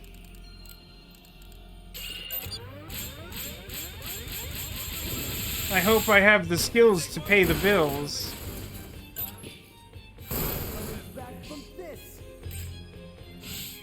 Dude, like, Vacheron's gonna level machine gun before Leanne... Did she get a handgun level last week? She must have. There's no way she's gone that long without level, right? Oh no. Echo, why have you embarked on this impossible mission to try and explain to your mother the concept of Strong Week? Listen, my mom has, like, watched every Strong Week. I'm still not sure I can explain it to her.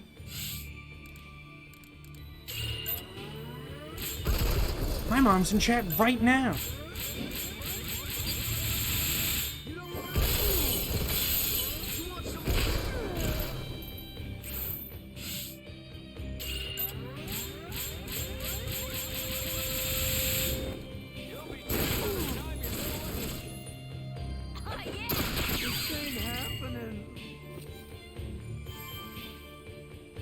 I should say, his mom thinks we're all weird. I mean, personally, I am weird. But don't say that about my friends. No, I'm just kidding.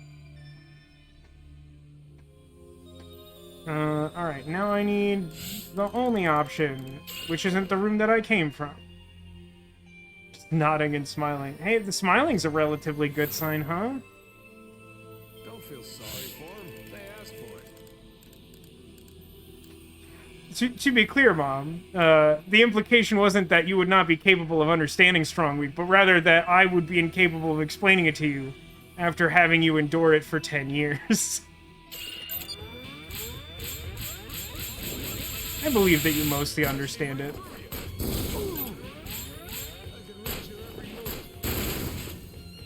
She asks, was it just randomly explaining triangle gun physics to her? That's weird. Why would you not be randomly explaining triangle gun physics to her? Like, even... like... setting aside the proximity of Strong Week.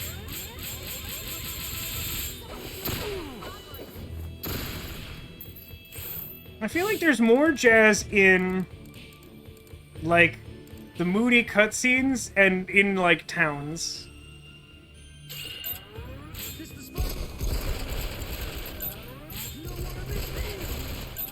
There's a lot. It's honestly a really good soundtrack. Cotillion gifted me, like, a physical copy that I think he had imported from Japan many years ago. It's just a good soundtrack. Some of the battle music's, like, a little weird because they have, like, A and B versions of tracks that I think distinguish mainly whether you're in critical condition or not. And, like, each one of them is on the soundtrack. So I guess the way the game handles that is it just switches between the A and B version or something. It is an amazing gift. Cotillion sends many amazing gifts. He's a very generous soul and person. I appreciate you saying that, but even if I am good at explaining things, I mean... That wasn't so hard, was it? Just look at it.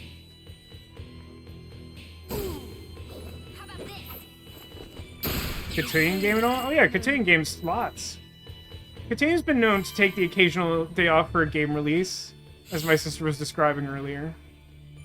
I hope he doesn't feel like that's calling him out. I feel like that's like a normal thing to do if you game. Even though I don't do it that often. But maybe that's just because I don't really get hyped for games at all anymore.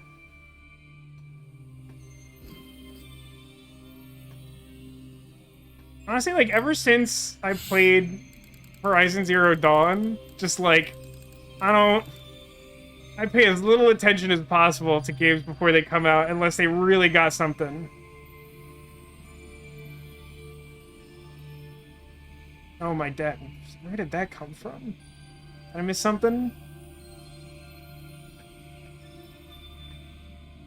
I'll just assume I missed something. Does my dad game at all? It depends on your definition. I mean, when I was growing up, you know, he was very interested in adventure games too.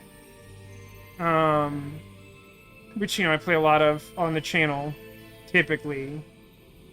It's the reason that I want him to watch The Dig, is because when we got The Dig, like, everyone in my family was, like, interested in it, because it's, like, this sci-fi story and an adventure game, and it just sort of, like, was a cross-section of communal interests. But But, like, he always joked that, like, he could never get past, like, what's basically, like, the starting area of the game. And, like, sometimes I would talk about the progress I was making, and he's like, yeah, I'm, like, still wandering around, like, the tents and the dirt. And, like, I would just like for him to see that. But, like, it's not... He doesn't do much gaming these days. A few years ago, I got him an old used Nintendo DS and a copy of 9 Hours, 9 Persons, 9 Doors. Because I like the story so much, and it's like a weird sci-fi thing that I think you would like. And I certainly have never seen him play it or talk about it. But I can't help but notice that I was helping him with something over the holidays, and he has the DS in his office still, which wouldn't be an accident because it had to move cross country and still end up in his office where he keeps only things of like importance to him. So that was nice to notice that. 2 level 30 guys. SLR asks, did you not like Horizon Zero Dawn? I haven't played it at all. I did not. I think... The thing is that, like... Being fair, I think the game is just ultimately very different from the thing I hoped it would be. There are things about it that I do think are objectively bad, and there are things that I am disproportionately inclined to, like, strongly dislike. But I know, like, Tech... I think he recently finished the sequel, and I asked him his thoughts on it. He's like, I don't know, it kind of has the same problems as the first one, but those never bothered me as much as they bothered you. And I'm like, yeah, that's pretty fair. But, like, I was so looking forward to that. I'm like, oh my god.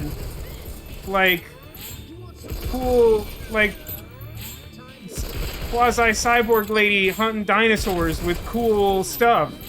And it's like a crafting game, and, like, none of your weapons are good.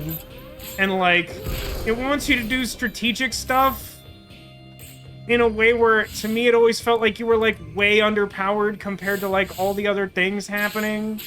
And it just ended up being, like, a really frustrating experience. Like, I thought it was gonna be a cool game where it's like, look how cool you are blowing up the dinosaurs! And it's more like, man, wouldn't it suck if you had to fight robot dinosaurs as a human with, like, a bow and arrow? And it's like, yeah, that's fair, but, like... You could do that with, like, all sorts of video games, and none of those sound like things I want to play. I don't want to play, like, an actual game about, like, gun violence in a steampunk city. That sounds depressing. I want to play a game where I, like, kick off the floor and, like, shoot a gun between my legs just because I can to show off. Castleark says, hot take, every game does not need crafting. Well, first of all, not hot take, and secondly... I can tell there's a limit to the number of streams of mine you've seen, because if anyone even mentions crafting, I'm like, listen, games gotta stop putting crafting in them. Like, literally, I never bought or played Pokemon Legends Arceus because it just added crafting to Pokemon, and I got mad about it. I saw my sister play a little bit of it on her stream, and, I mean, like, there's a lot of things the game does well, and it has, like, a similar infrastructure to, like, Violet and Scarlet, which I've been playing off-stream and have generally liked quite a lot, although it does have some problems. But, like, you had to, like, it seemed like you had to craft Pokeballs, and I was so mad. Like, I was just furious. Like, why? It's already a hassle enough to manage the items in that game, and there aren't even that many that are relevant, to be honest with you. So, like, I just had no interest. None at all. That and, like, the weird decision to make, like, the Pokedex, like, the central focus of things, but also, like, mostly a series of repetitive tasks. And, you know, like, not having played the game fully, I probably don't have, like, a full comprehensive grasp of exactly what that's like, and it's probably not as inane as it feels to me, but, like, man, just, like, none of that sounded appealing at all. To the point that, like, when Scarlet and Violet came out, I'm like, listen, it is a mainline Pokemon game. I'm gonna play it. I'm not expecting to like it. I did not like Sword and Shield very much. Like, I feel like Sword and Shield like really leaned on some of the franchise's like worst storytelling instincts and like made this kind of like miserable, drawn-out experience. I got like really like exhausted by the end of Pokemon Shield, I think is the one I played. I don't even remember. Which like probably isn't a great sign.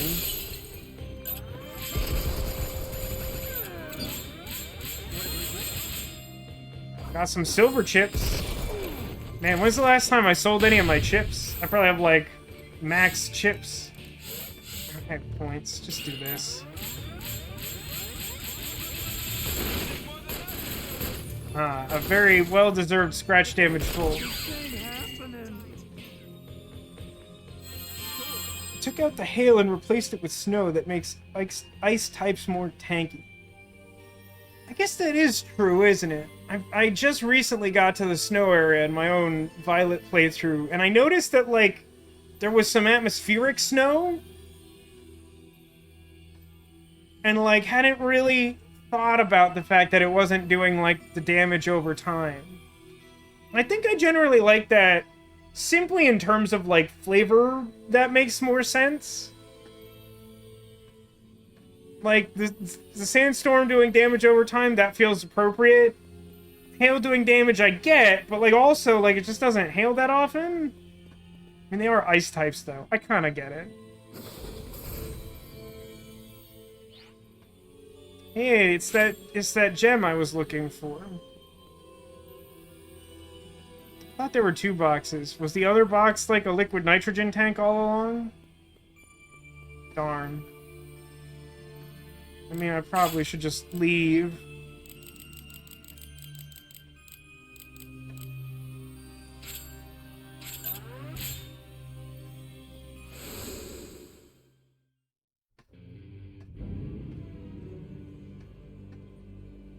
Like the camping. I don't know, like, I have interesting feelings about that. I know my sister's big on the picnics in Pokemon Violet, because she's been streaming that on her channel.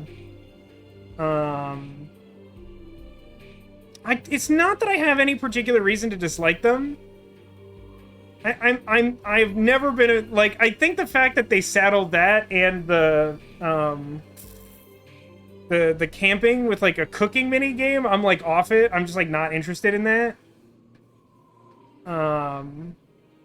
But like in Pokemon Let's Go Eevee, I was all like, yeah, let's like sit and like hug Eevee.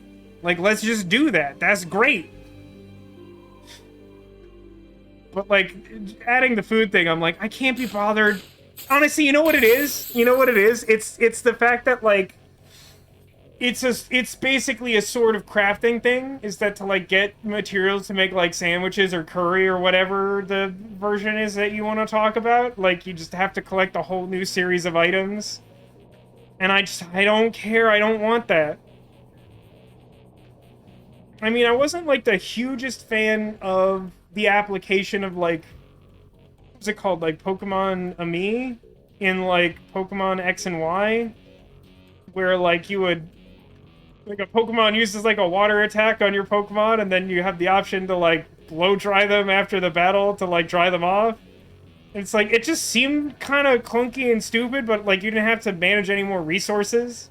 You just had to figure out what thing your Pokemon wanted you to do to it to make it better. Oh no, Angel, you got sick. I'm sorry. What day at time it is, but now you are here.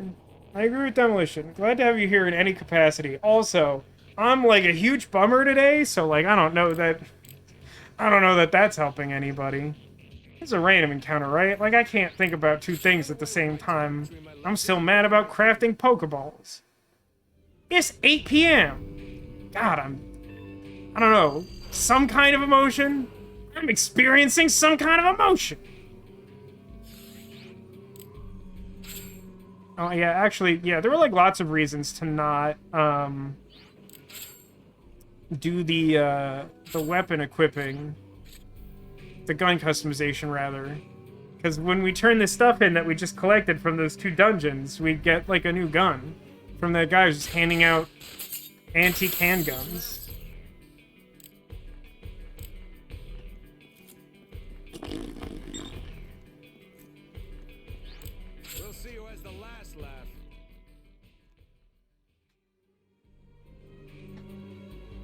Mr. Vasco, I love cooking games not to get any effects, but to see the pictures of food. Listen, I'm not trying to tell you not to like it.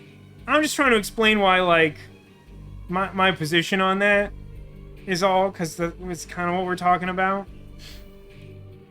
And if there were a way for the food thing to be less item crafty, I wouldn't mind it. But, like, it's just not, like, I'm just not super interested in keeping up with that. Like, keeping track of stuff like that is like work for me. Work is like that. I don't want... When I play the video game, I want to jump and shoot guns or, like, have my monsters do cool magic moves at each other. I don't want to, like... I want to check our proprietary database and, like, make sure that the correct boxes are checked. That's literally what work is like. I'm gonna kill the first one of you who looks me in the eye. Let me run and jump and gun in peace. This isn't worth getting killed over. But, like, by all means, like, enjoy cooking. Become the ultimate poke sandwich master. Oh my god, there's so many random encounters. What even am I looking at? The camera's just, like, targeting the ground. Oh, there's no way out of here either, huh? There's a chilling thought. There's no windows and no doors. But you could always take my way, which is to shoot this balker to death with several guns.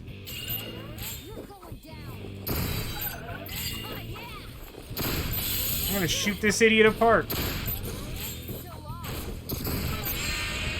Out of my way, Stop messing idiot. around if you're gonna bring it.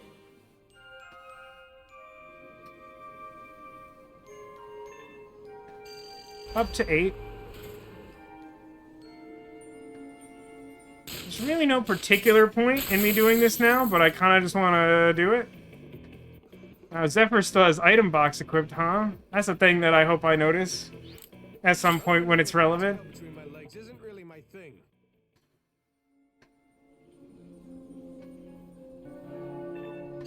Just want that gun.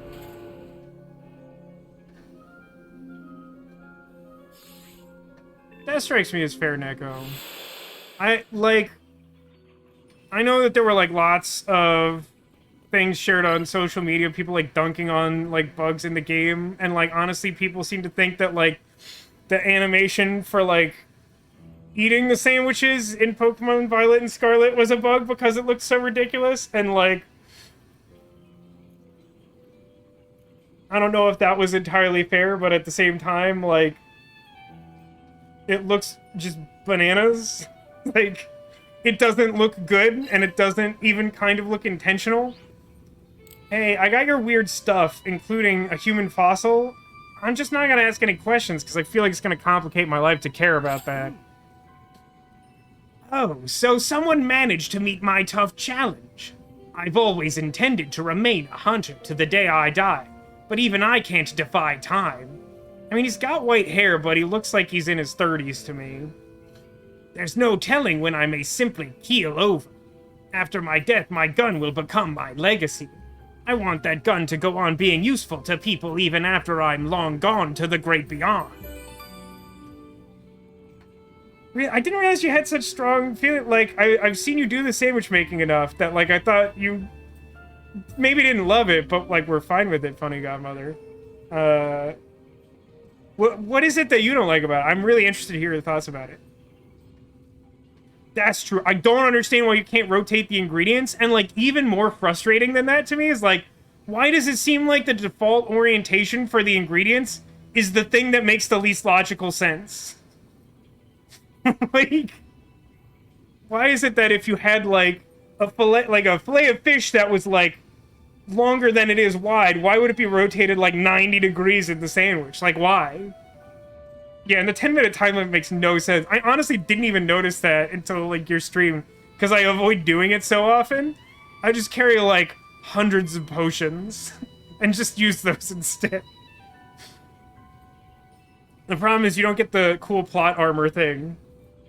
So, like, it helps my sanity because, like, I just get so frustrated with, like, almost every aspect of the sandwich thing Like, literally, when I first went to that big, stupid town in Violet where, like, the school is, and, like, early on, someone suggests, like, there are so many things to do in this big town. It's the biggest town in Bigsville. And I'm like, cool, Daddy-O. Like, there's gotta be some cool stuff. And, in fact, there's, like, 300 nearly identical sandwich shops and a store that sells hats. And I spent like an hour like trying to find cool stuff to do, and it was just like all sandwich shops all the way down. And I was just like, no, free me from this prison.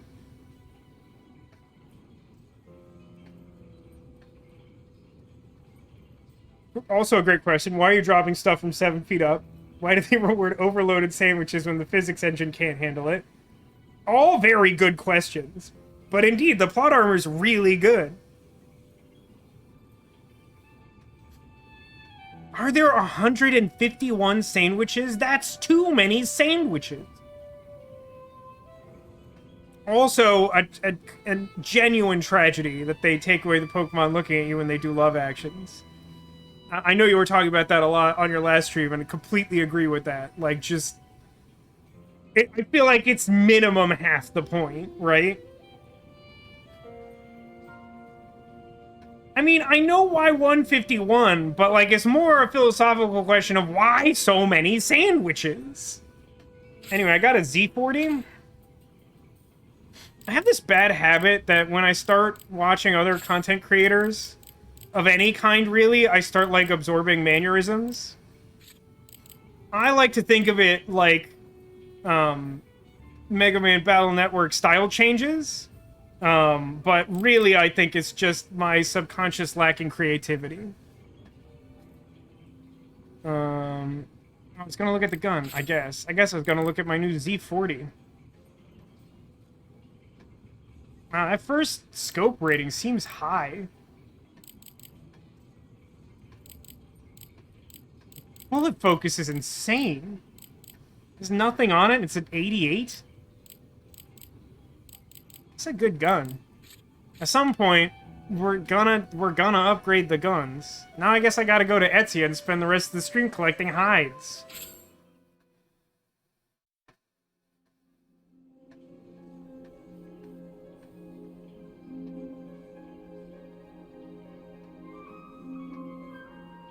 You're saying you're about to pick up puppetry?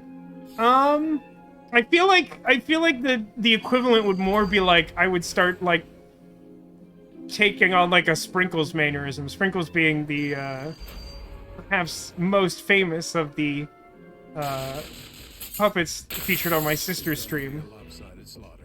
Check her out. Hey Demolition, try the streamer command. I tried to set it up, but I used the defaults on Moobot, so it might be dumb. But I put in work, which is a lot for me this week. We've been on damage control, like, 24/7, 100%. You remembered gun customization was preposterous, but you forgot just how preposterous? Oh, it's... I mean, of the many things that don't make any sense in this world, gun customization is one of them. It works well enough. I don't think that's the thing you wanted me to set up, but I think it works.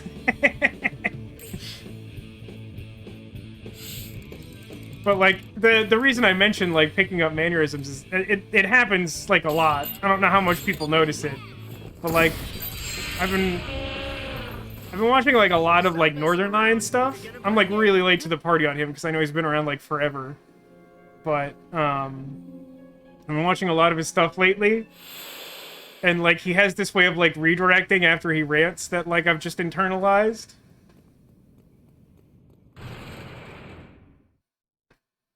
And I also said it, like, it was actually preposterously in-depth, the amount of, like, things you could do with the shout-out command. Like, you could get it to, like, do different things if the streamer was offline and, like, didn't specify a game, or if they were online now, or if they were... There were just, like, all these, like, little variations, and I changed all of them to be exactly the same thing, other than one. If you try to shout out yourself, it says something different.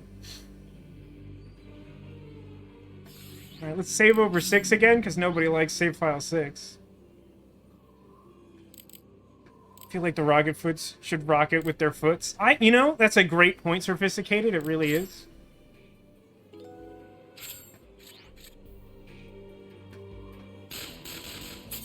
Let's get this over with. Full Metal Gear.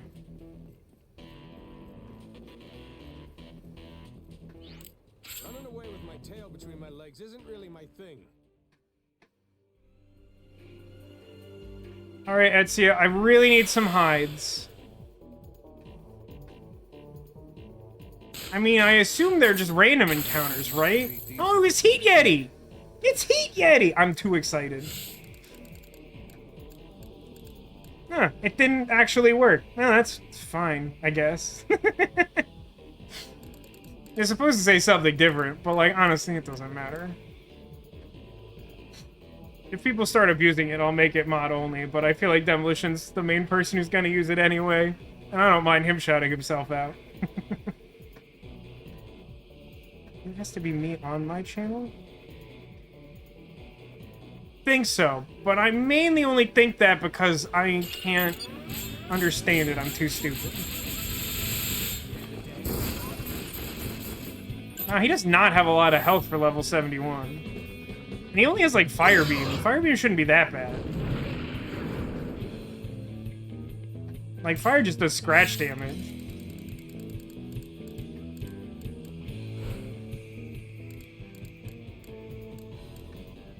Something like this.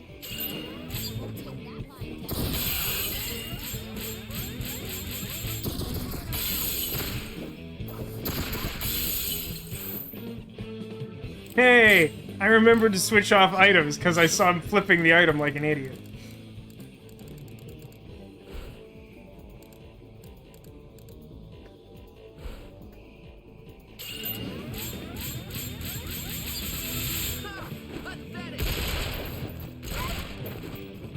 I forgot that the Yetis make dog noises for some reason.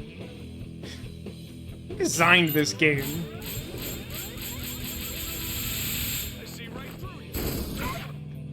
Oh man, I saw a weird thing. So I think I mentioned like a few weeks ago in some stream I don't remember. Or were we too strong? Okay, I think he still didn't drop any items. I should be breaking his limbs, I guess. But I think I mentioned a few weeks ago that I started following Uchikoshi on Twitter. And he like posted something being like, hypothetically, if I think it was like someone else's original post. He didn't retweet it, but I think he like screen capped someone else's tweet or something. It was like, if they were gonna make another installment of like one of Uchikoshi's existing franchises, what would you name the new installment? And like people started speculating, like, does that mean he's like working on something? But even if he is, it's probably Somnium Files 3, let's be real about it. Fire deals scratch damage? Yeah, of course. I mean, considering that, like, the only types of damage that exist are scratch and direct, obviously fire is going to deal the less severe one that can't kill you.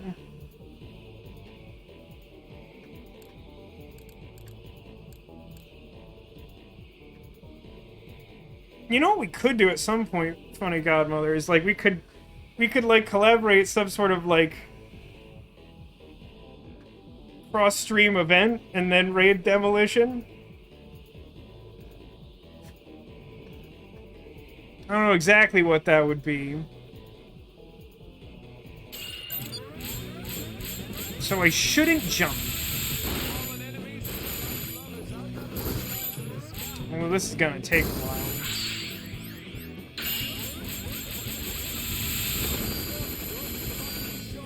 Oh, we'll scratch damage on the back. Streaming cinematic universe.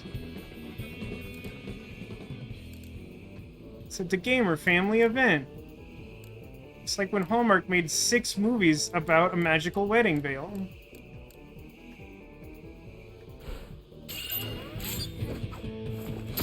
By the way, 4 of those 6 movies are pretty good. 2 of them are, really. No one asked, I know. Let's do something like this, maybe?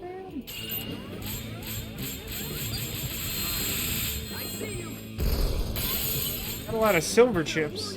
Really should sell those. No, I need you. To prevent forest fires. In kind of a literal fashion, because Yeti. With fire powers.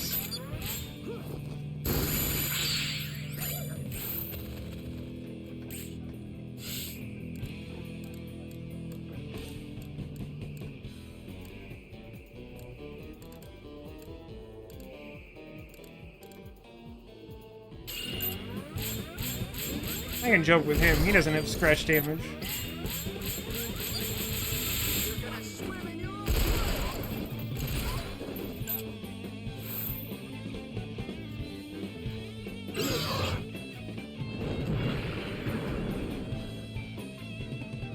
I appreciate people trying to, like, make sense of this game to my sister in chat, but again, I think this game defies sense.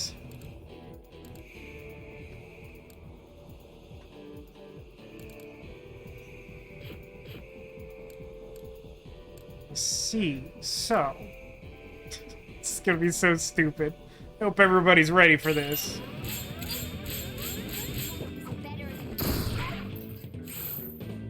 Okay, you ready? We're gonna cross with Basharon, right? We're gonna cross with him.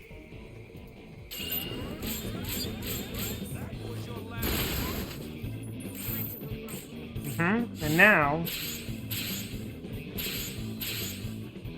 Wait, man was the last one to go. Didn't Basharon? No, because he's the start of the new triangle. That's fine. Spend 1 point. Spend 2 points. I want to keep some resonance points so I can actually kill him in the end, even though I don't really need it, to be honest with you.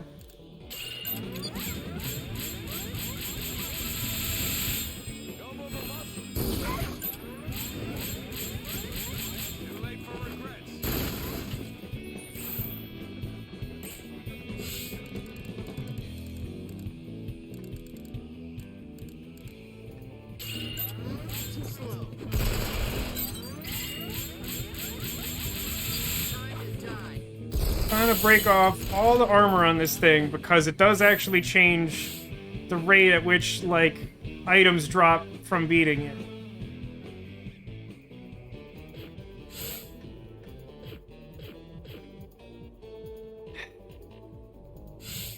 Do it the long way. The problem is I need like 20 of these.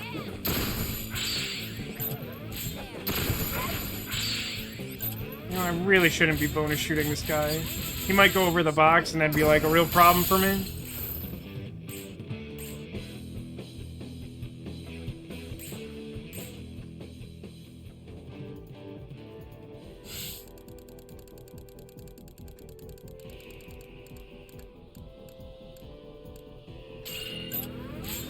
Try and scratch that back part. Oh, wow, that sure didn't work at all, huh?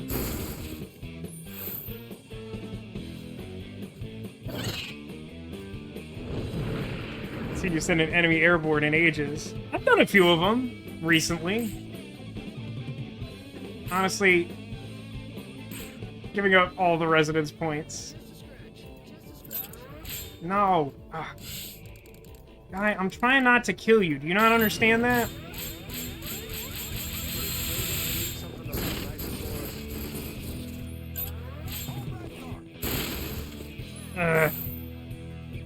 Fine.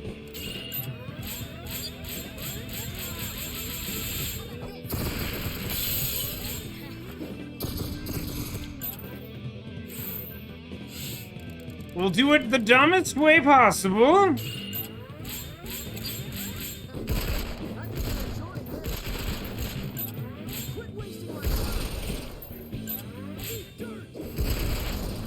So astute viewers will notice that I've created a little bit of a problem for myself. Which is that this has taken me so much time and effort that I now have one bezel remaining.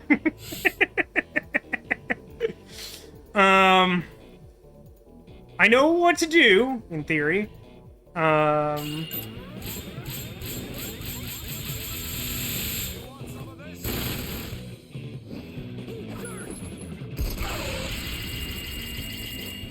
Got a few bezels back there.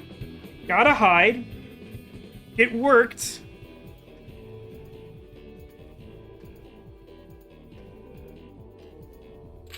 So I just want to check something like super duper quick. Yeah, that's my second hide. Oh, Lord.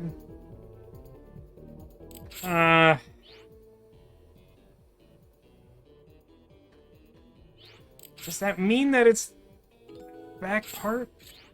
Is there a more efficient way to do this? Won't take much to beat these into submission.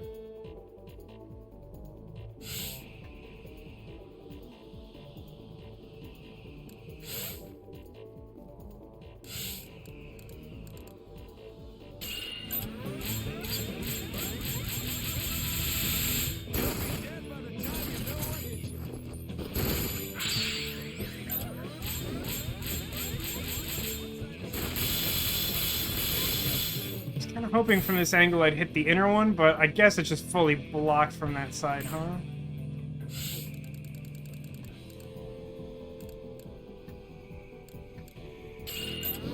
Too slow. I'm gonna blow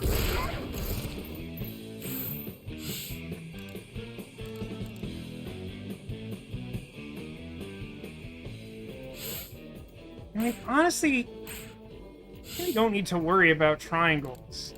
I just need to scratch him and remove, right? That's the thing I'm trying to do.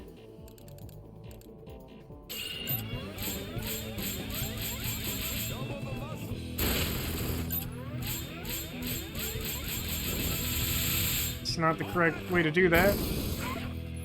That kind of worked. Oh no, a small quantity of fire damage! You excited to wear your new bullet-riddled Yeti skin? I mean, I assume that's the fashion, like pre-ruined jeans. If that's not what she wanted, she should not have asked me to do this task. She should have asked someone else. Like that elder millennial guy I just ran into who's like, I'm 36, and I'm too old for this.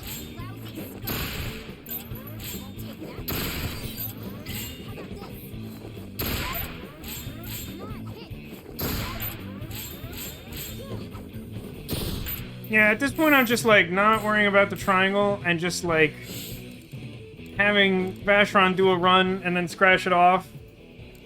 Or rather, you know what I mean. You understand what I mean if you know what's going on, and if you don't know what's going on, me explaining it in greater detail is probably not going to help that much.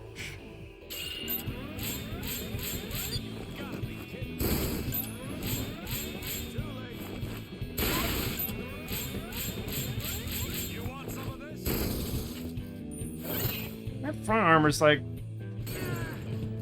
I'm kind of surprised he didn't hurt himself with that. Usually the splash damage on those... actually enough to cause them trouble.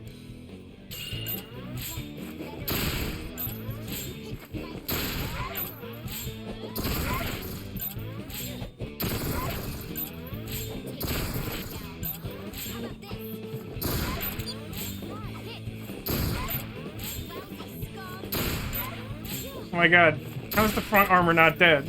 Look how much health it has. Come on.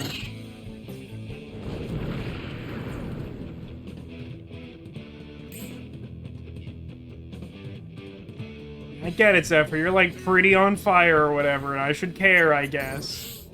Wow, he threw that grenade really far. Interesting that he's not on fire when he's doing his cool dramatic walk cutscene. Here goes.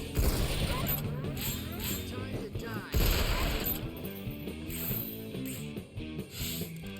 die. Hey, gang, I really need you to just, like, destroy that bit of armor there.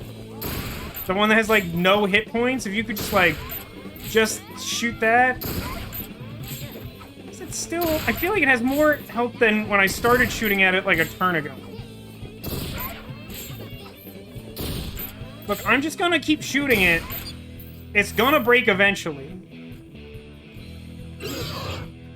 Like, how he runs and then stops to slowly walk and shoot. Yeah, I mean, it's not gonna be as cool if he's winded, you know? I feel like if there was like a steampunk Instagram in this world, like he would get it, you know? He'd be like a top tier influencer. It's so cute how much damage he's trying to do to me. The Heat Yeti. Oh my god, please just break the... Just break it. Hey, just break it. Hey, just like break it though. Hey, I have like a great idea. Have you heard about just break it though? Have you heard like break it with guns? Have you tried shooting it apart?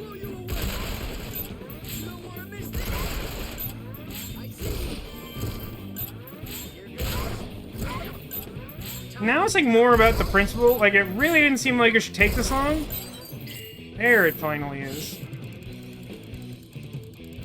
Look, no one saw any of this. You're just gonna notice me have a third hide and be like, wow, Vasco did that so fast. It wasn't like 15 minutes or anything.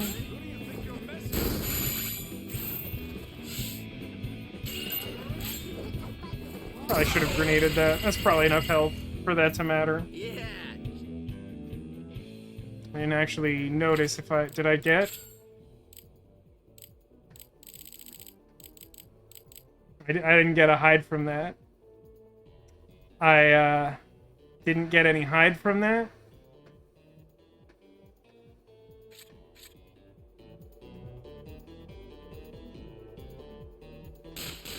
Just didn't get any hide, you see? There's no hide given.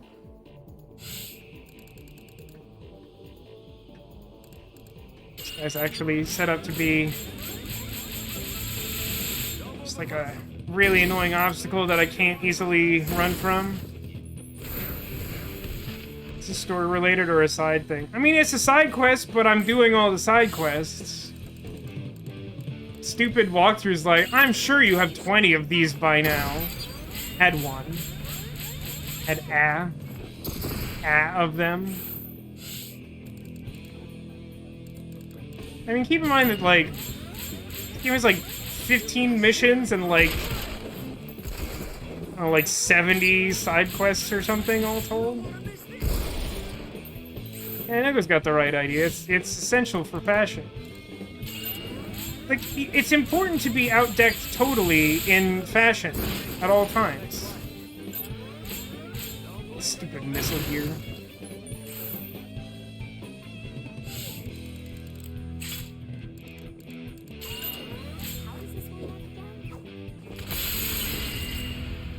Yeah, these have enough HP that we could grind some grenade levels.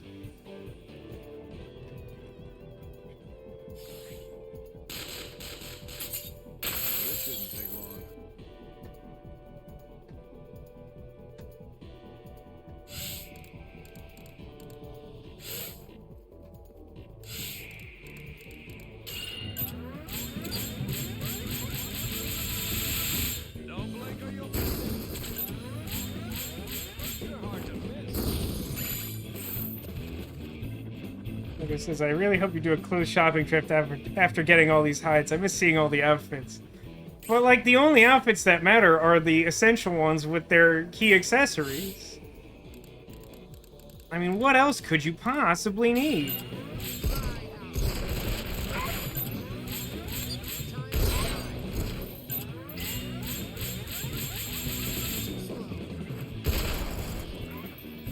It would have been really helpful if he broke that gauge there.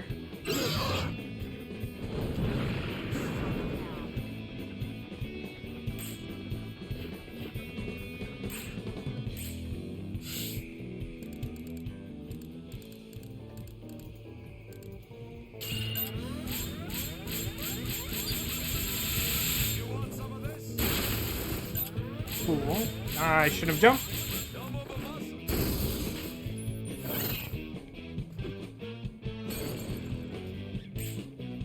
I'll move Leanne. That's fine. I actually do want her to run this direction to shoot. Oh no, I left grenade on, huh? Good work, Vasco. We could just not do that again.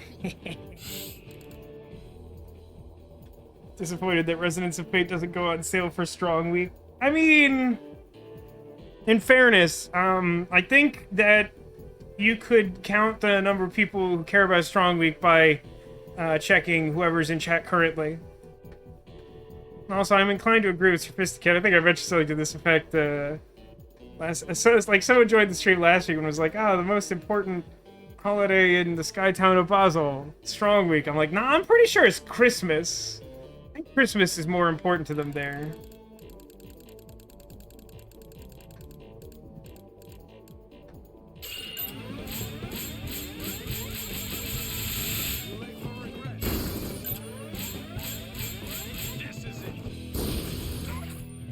Shoot that Yeti.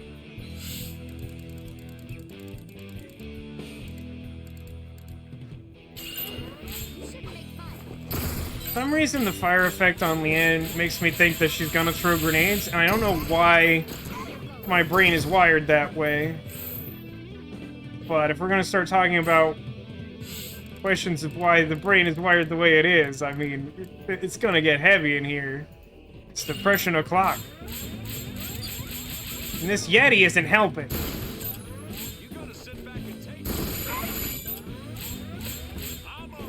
I got him airborne. Maybe that would work.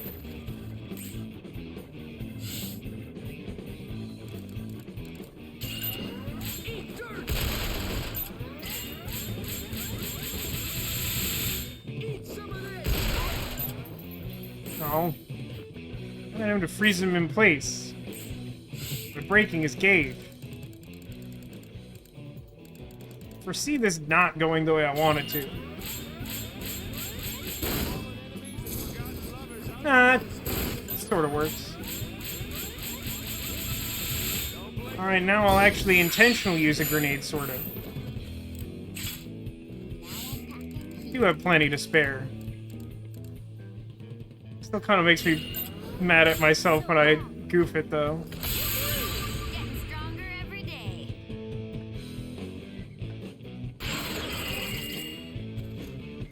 That wasn't a battle. Okay. That was... Gotta hide. Very, very tired. Very tired of my existence right now. Gotta hide. Here's like a question, though. What's our level of tolerance for collecting? Is it 16 more hides now? I think that's where we're at. It's the wrong one. I mean, I literally don't think we can get that done today. 17. In my mind, I must have counted that one that didn't This is way more annoying to me. Hold on a second.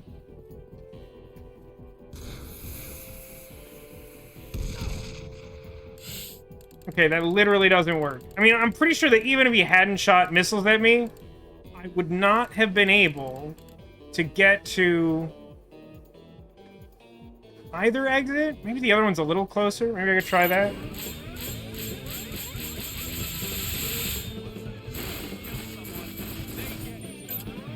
I feel like every time I play through this game, there's something that never gave me trouble before that, like, suddenly gives me trouble. And, like, it's something that was, like, so easy before that I, like, literally didn't even, like, think about it.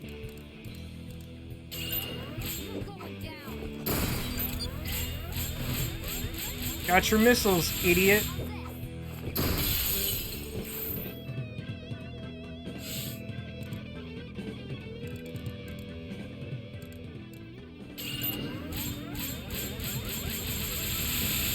Nothing like death to make 40 times gauge break multiply. What's the base chance of that? It's weird that some of those things are listed as percentages and some as multipliers.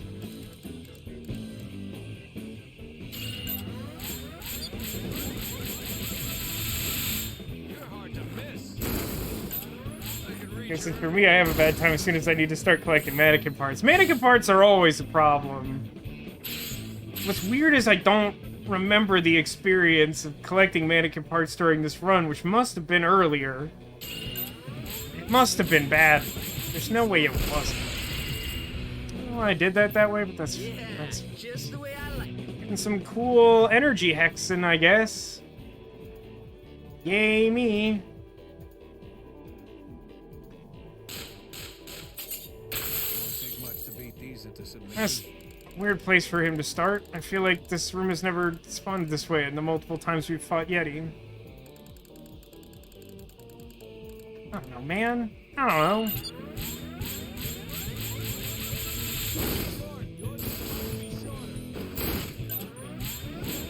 Why would I jump? Because I'm dumb? Is it because I'm dumb that I would jump? Is that the reason?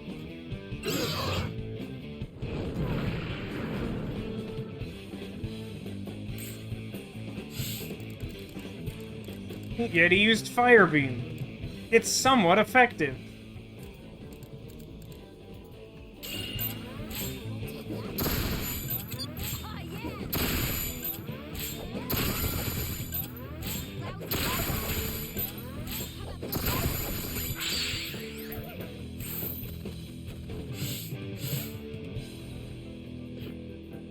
I mean, I didn't actually remove the limb, but like,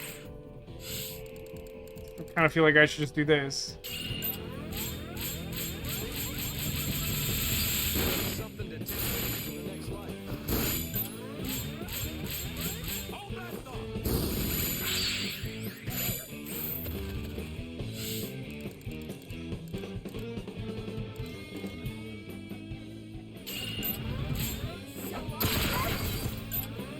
Now we're talking.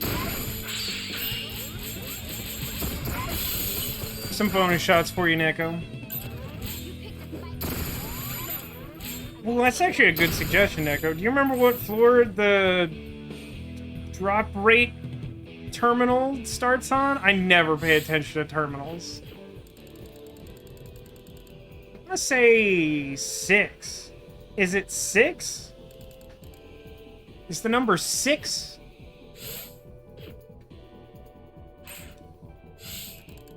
Anyone ever seen Number Wang?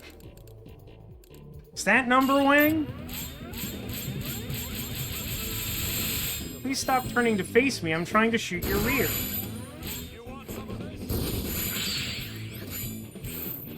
Oh my god, he's fully scratched. That's so... How did I even manage that? For bump's sake.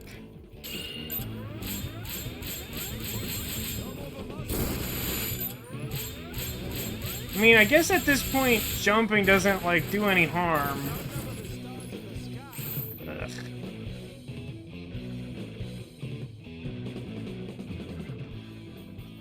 Problem is that now I can't shoot at him. No, that's not true. There's a way to do this. I just don't think I'm gonna pull it off.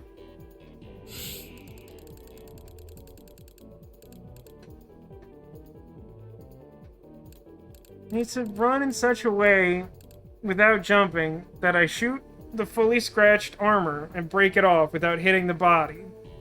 I think it's technically possible.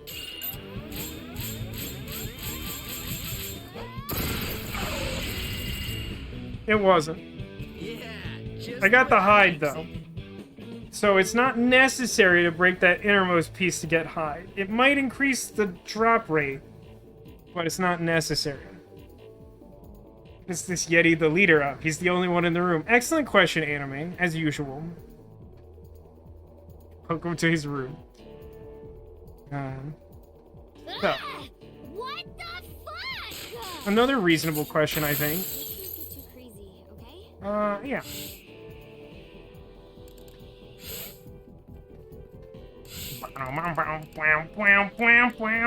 There's some of the jazz in this game that sounds like a little bit like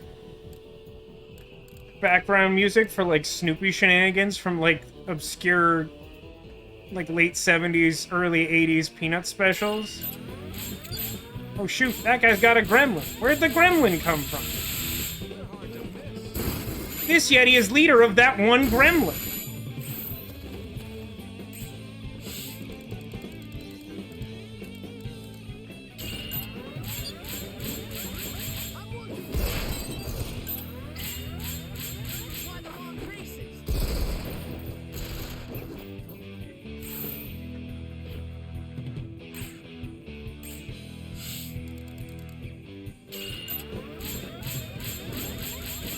Why would I jump? Is it because I'm dumb?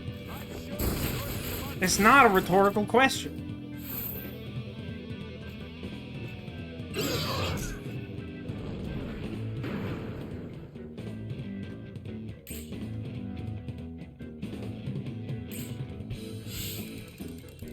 Sure, I guess you could shoot at something to be a little less on fire.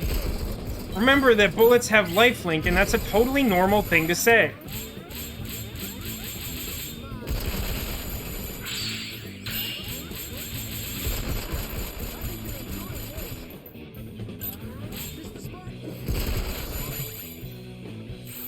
Got him a little airborne.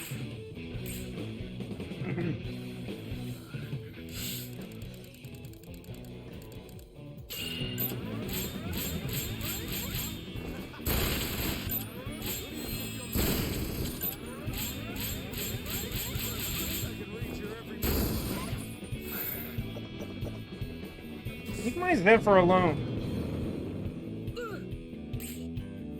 Is this the Gremlins room or the Yetis? Well, the Yeti is leader, which would imply that he has, like, dominion over this space, but it's true that Gremlins are more likely to possess rooms.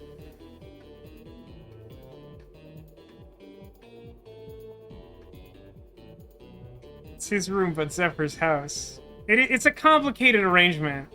Look, the real estate market on the Skytown of Basel, unsurprisingly, not great.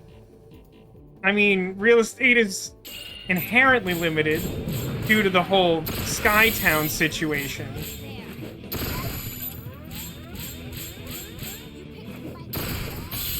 Also, you got the huge, like, class disparity between Chandelier and the rest of the world, which is mostly, like, monster-filled mines where, like, scientists leave their light reading material after a beach weekend.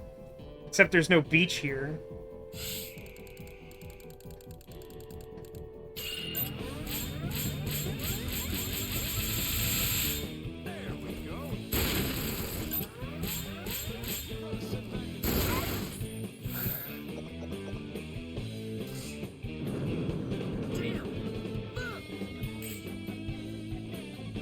Demolition quotes, I think you're enjoying this, man who is currently on fire. Listen, you know, don't kink shame. Some people juggle geese, you know? You could just, shoot off I know you're kind of at a weird angle, but if you could, like... Okay, we got the front bit.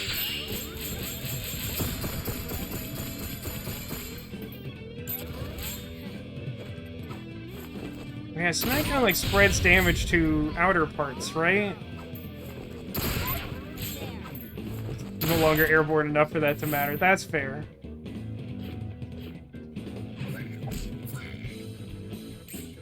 Lol, he was close enough that when I passed, he actually did damage. It can come up a lot.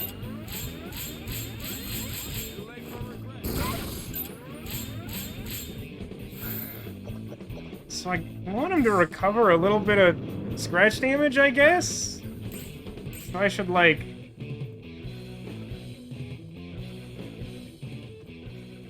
run around a little? Clown time!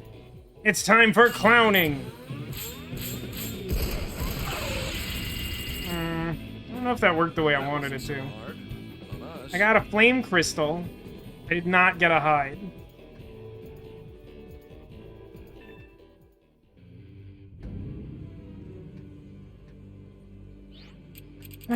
What terminals do we have on this floor? Poison-based damage. That's horrible.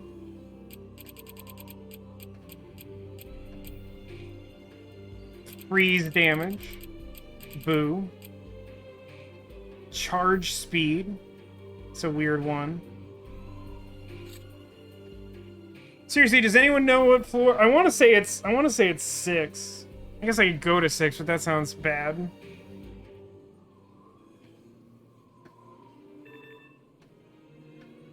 Also, if it is 6, it's gonna take, like, a lot of hex to get there.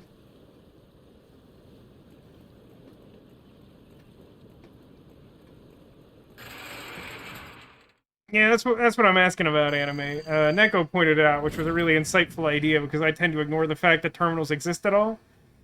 I think it's one of the higher floors? But I honestly am not super good at, make terminal go good.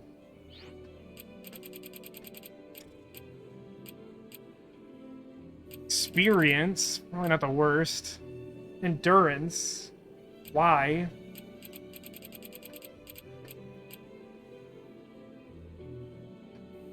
Terminal that doubles the likelihood of status ailments. Does that even do anything for you? I guess grenades and maybe some of the bullets can do that. Getting a terminal from floor 6 would be worse than getting the hides. You need the colored hexes. I mean, that's sort of my concern. Because, like, most number colored hexes we have is 77. I don't think that would get us there. Because it's, like, a lot of floors. Oh, hang on. Doubles rare item drop rate.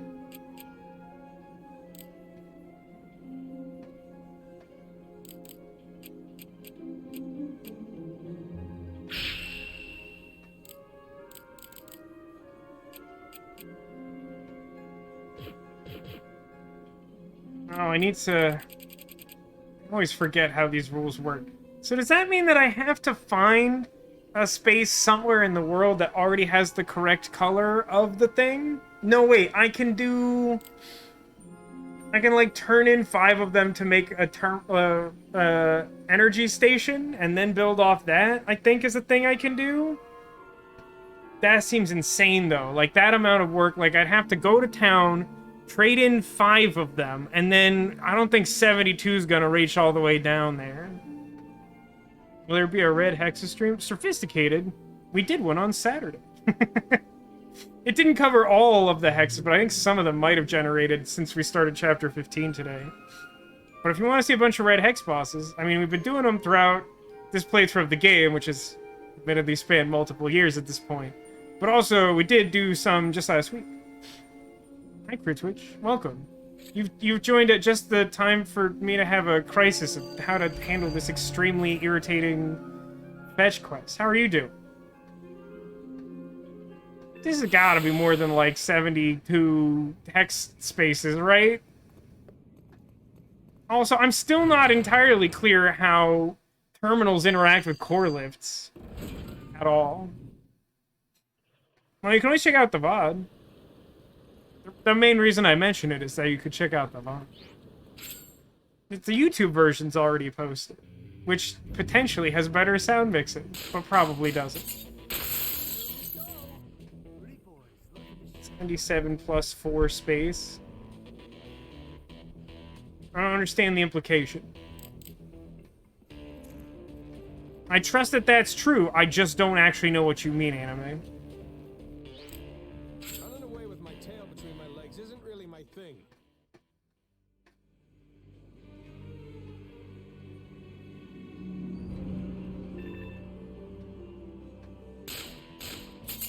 There's not... There isn't a way to just, like, trade some resource for energy hexes, right? Why would I do this again? Why would I do it more than once?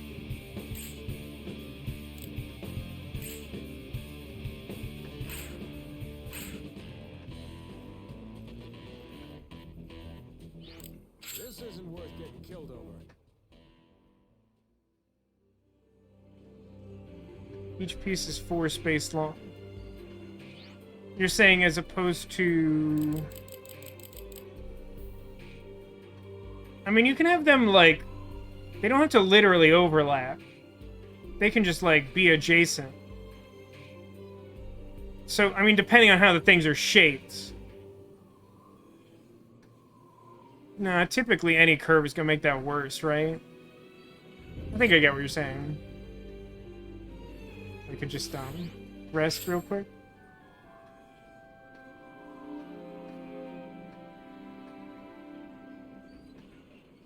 It's true, there is a red hex right there. You can actually see the one right there is filled with Chinopios, and it turns out they're terrible, and I hate them. God, I sure hate it here. These random encounters are a bummer. We'll see who has the last. So, like, the issue is that, like, there's certainly not enough time for me to do these off-camera before tomorrow. what to do about this.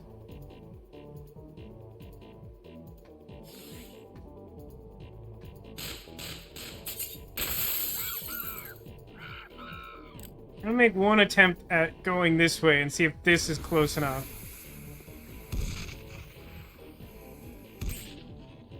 Almost. I mean, I got away with it that time, but I don't think I should have.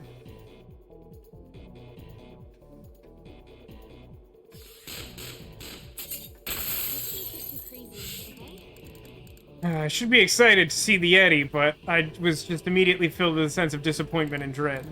Which, you know, in fairness, considering my week is kind of just like normal, but like... the end of my sentence is just a heavy sigh.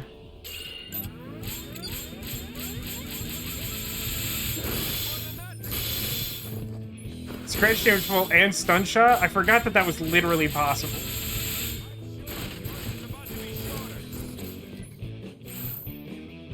So, like, here's, like, a hypothetical question. If I, like, scratch all, or, you know, in this case, most of his limbs and then throw a grenade, like, that's gonna blow everything up, right?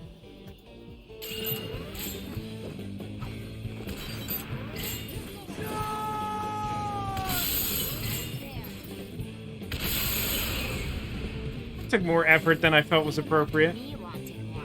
Gotta hide. Crash run with dual machine guns. Aww. That honestly sounds like enough trouble that at this point in the stream it's not worth it. Cause like then the problem becomes, I mean, I could try it with like 2 completely uncustomized machine guns, but that sounds horrid. Like, maybe we should just do that for fun to see how bad that is, but that sounds like that's gonna be, like, super not good at all. Oh my god. I hate the stupid surprise gremlin. I hate when you go to someone's dinner party and they make tuna surprise, and the surprise is that there's a heat gremlin who hits you with some sort of club and then breathes fire on you. Does anyone else hate that, or just me?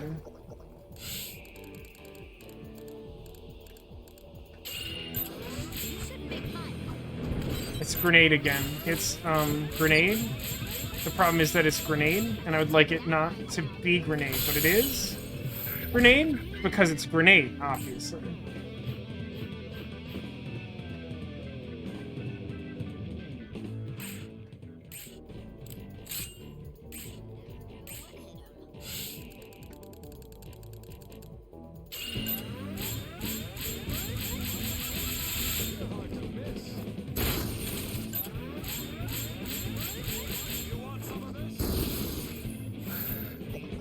At this point, Vashron could have an equipped and unequipped one. Could be true. I mean, I'm certainly not using the magazine case. Really know what our weight capacity is at, because I typically don't pay attention to it, except for the extremely rare cases where, like, it affects gun customization that I'm actively doing.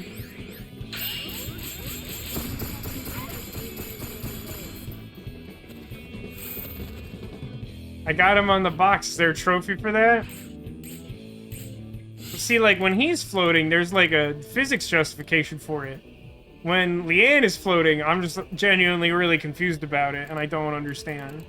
This is actually really bad for me, isn't it? Because, like, I don't want him above me, probably.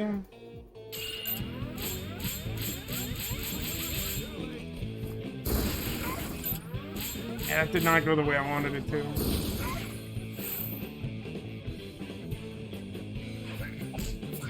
Yeah, that's fine.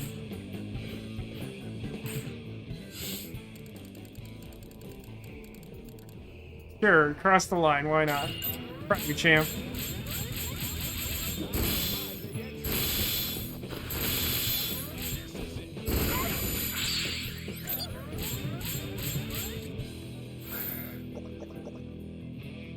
I had to stop his action because he was gonna scratch the body more, and I didn't want that. It's actually okay to shoot him now. Stupid gremlin. Hang on.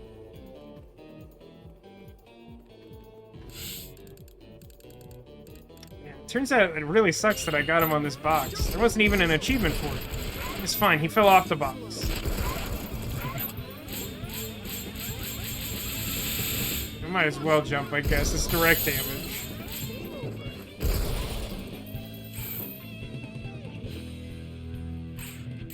Unintentional level grinding. Who's excited? Get hyped.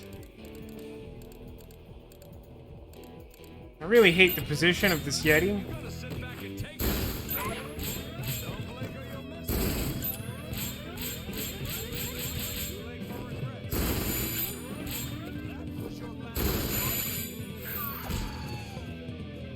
Really hate Zephyr, this one gremlin.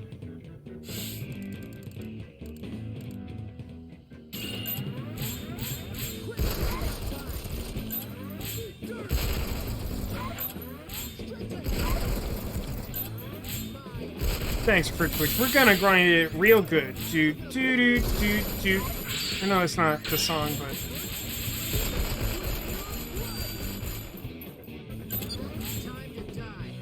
Smackdown. There's so many mechanics that this game has. It clearly is not welcome to this particular gremlin's room. That's true. Gremlin has zero chill whatsoever. Just like, absolutely will not leave Zephyr alone. Do you feel like it's the kind of thing where, like, sometimes young people will, like, annoy someone they have a crush on for reasons that make no sense to me? Like, in truth, the gremlin seeks the affection of Zephyr.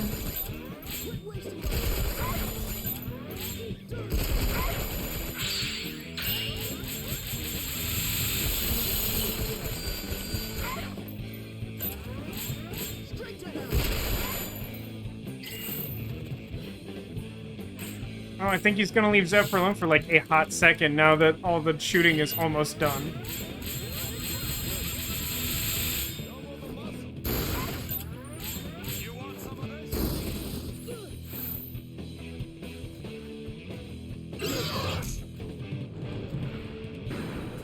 Oh, I see. I was confused by the sound effect, but it was rendering an attack that wasn't on screen. At the time that it was, like, highlighting a different attack that was on screen. She still hasn't leveled up. I'm annoyed about it. But I'm more annoyed about the fact that I'm pretty sure I didn't get hide. It's the wrong one. Sure have a lot of chips. Not as many as I expected. God, I hate hide. I hate hide so much. Why do I not have more hide? I wish that beams of heat could shoot from my hide. I mean, this is not gonna be good.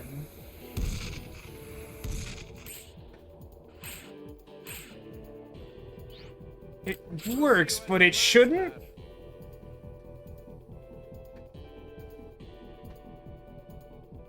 Okay, but for real, like, what? I mean, should I just do the story mission tomorrow?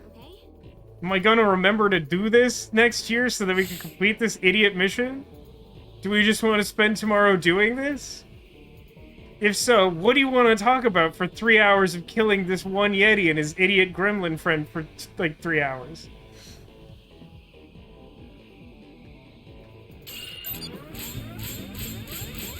You can get hides by dismantling filthy pouches?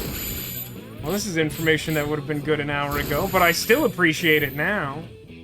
Let's kill this Yeti, and then... God, what's the worst verb for handling a filthy pouch? Is that it?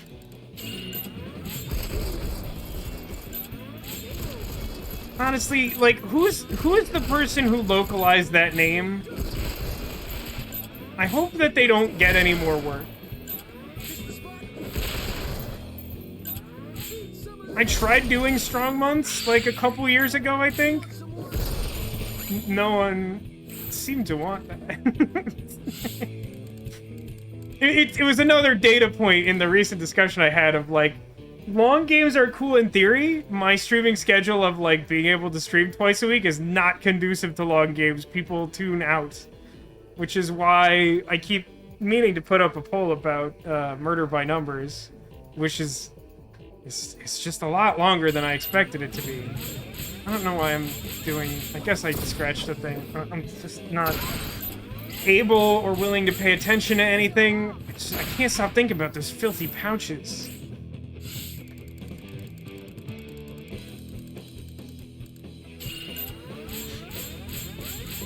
Yakuza 5's off the table. Approximately how long would you estimate Yakuza 5 to be? Go ahead and include the side quests. I know it has them.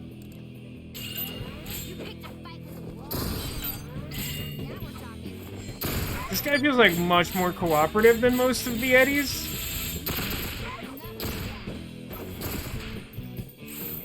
Oh god, the side quest. One of the only things I truly know about Yakuza is basically, oh god, the side quests. Shove him. Oh no, I got the body. I got the thing I didn't want. What, I'll just kill him. I probably have filthy pouches, right? Oh, she finally leveled up. I'm so comatose, I barely noticed.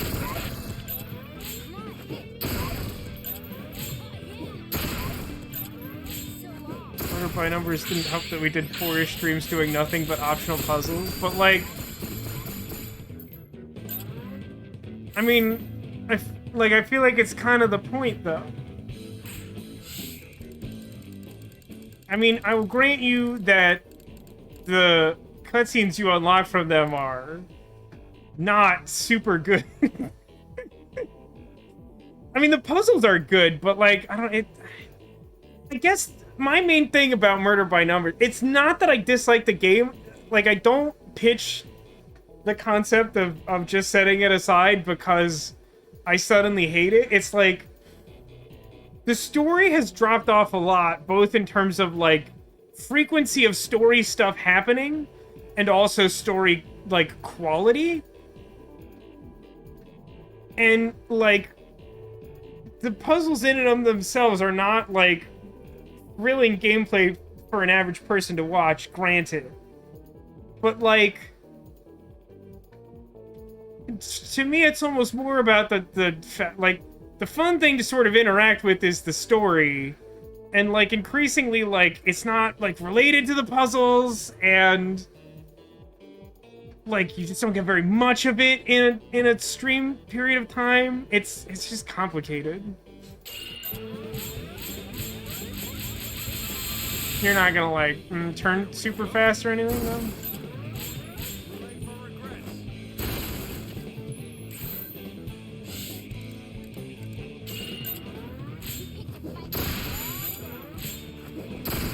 Maybe I can bone... Oh. No, I killed him. Justice triumphs again. Okay, I gotta hide. Let's go to a shop. Now go...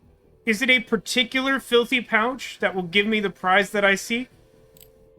Another horrible sentence brought to you by video games.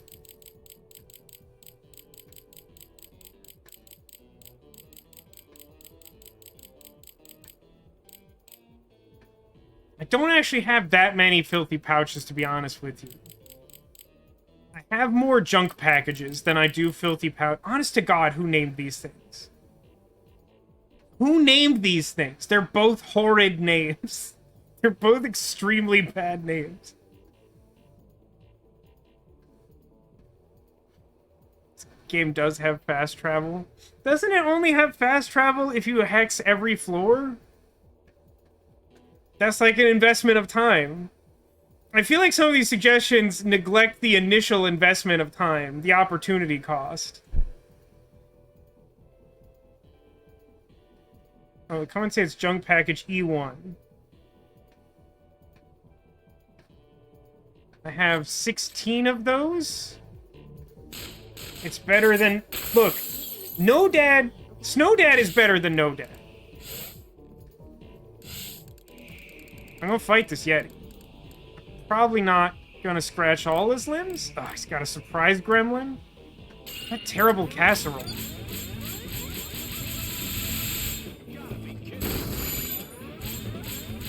That's enough for the hide. You get multiple hides? No, wait. If you get one hide per, I only need 20. Yeah, that works. Math works, right? Those like those.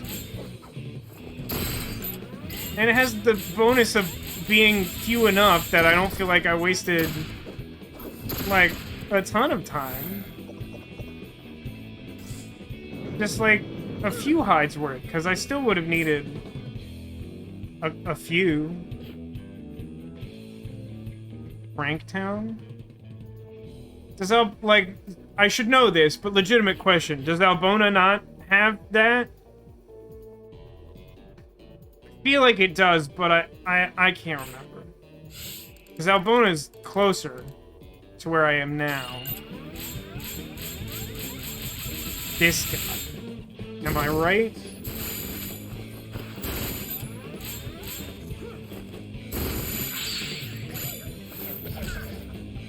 Man, I feel like the terrain here looks super hard. I feel bad for Vacheron, like, rolling around on it to, like, shoot his shot. How about this?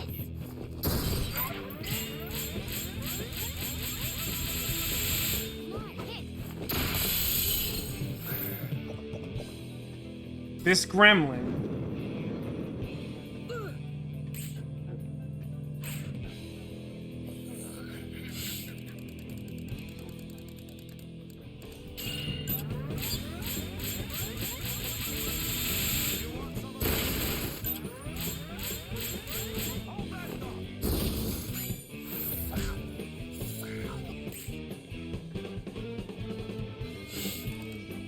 Franktown's on level 7, but I'm currently on level 10.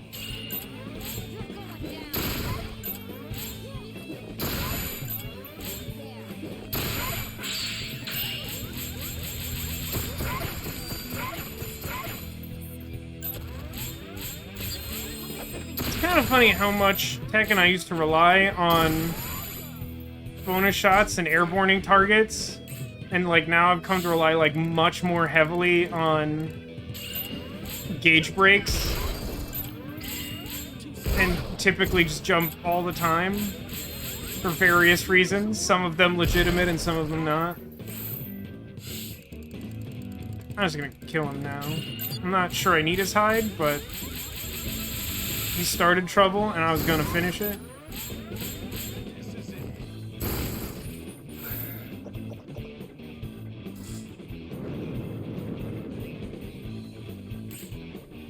I'm impressed that these fashionable duds are also, like, fireproof.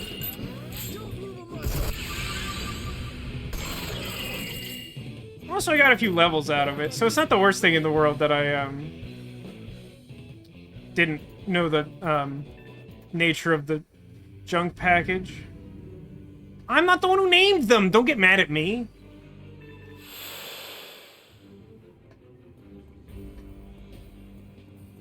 You sure you want to stay in a dump like this?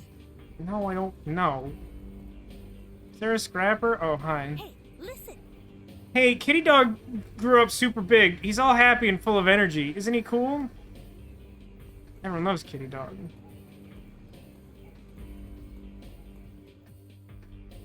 Is that on a one screen or two? Yeah, it's two, right?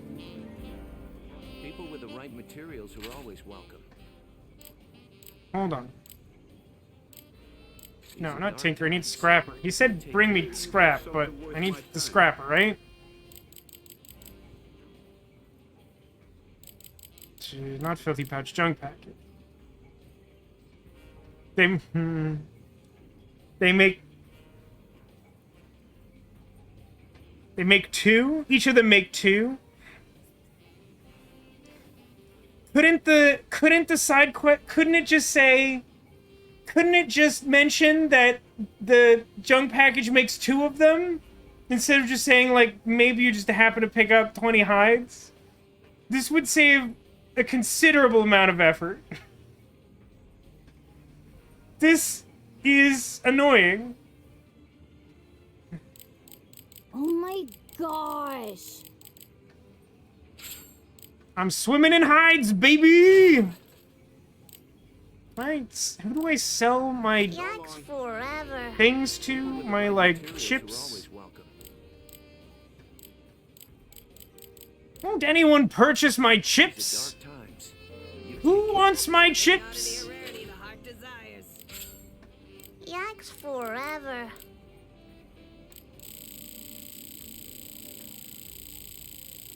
I'm just gonna sell these.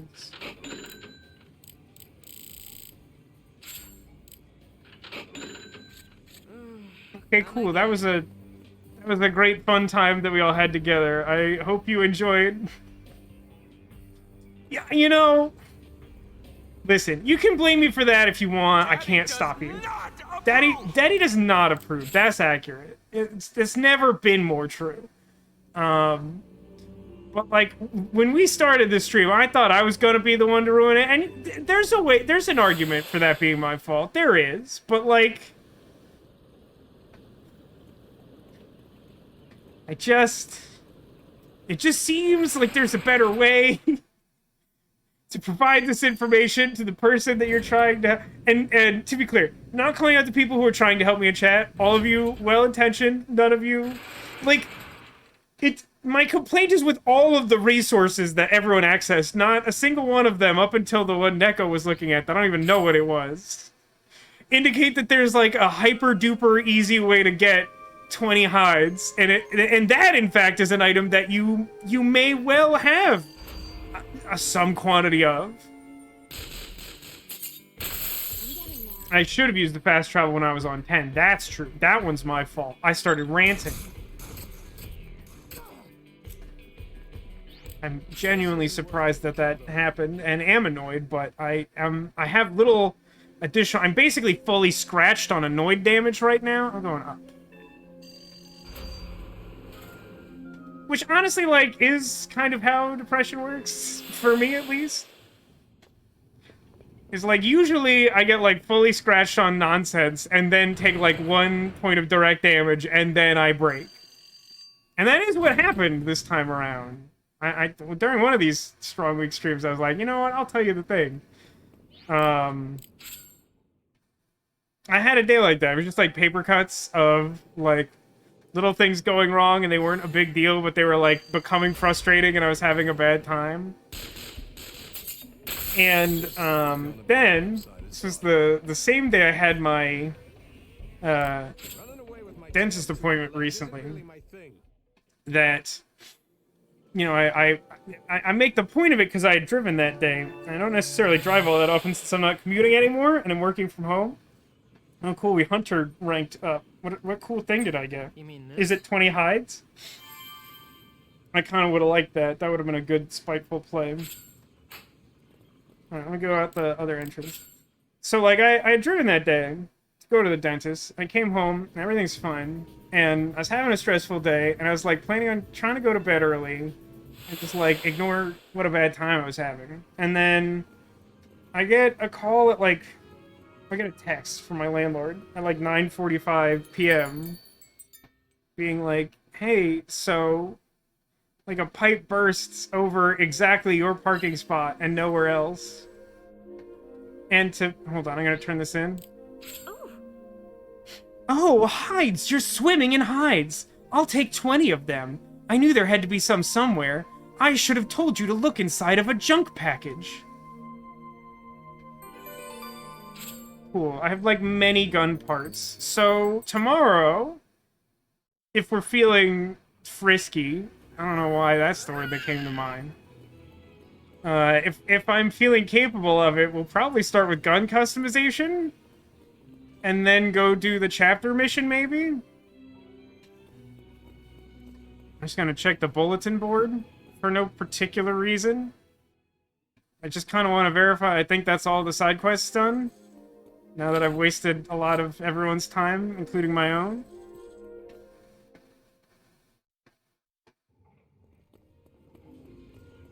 And then I'm gonna save, and then I'll continue this extremely boring story.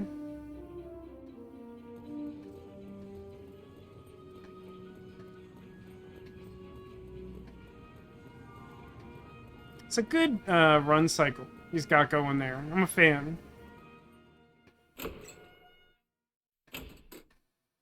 You feel better about wearing junk packages or Yeti hides as part of your winter fashion. I mean, definitely Yeti hides, if for no other reason than... I don't know where the junk packages came from.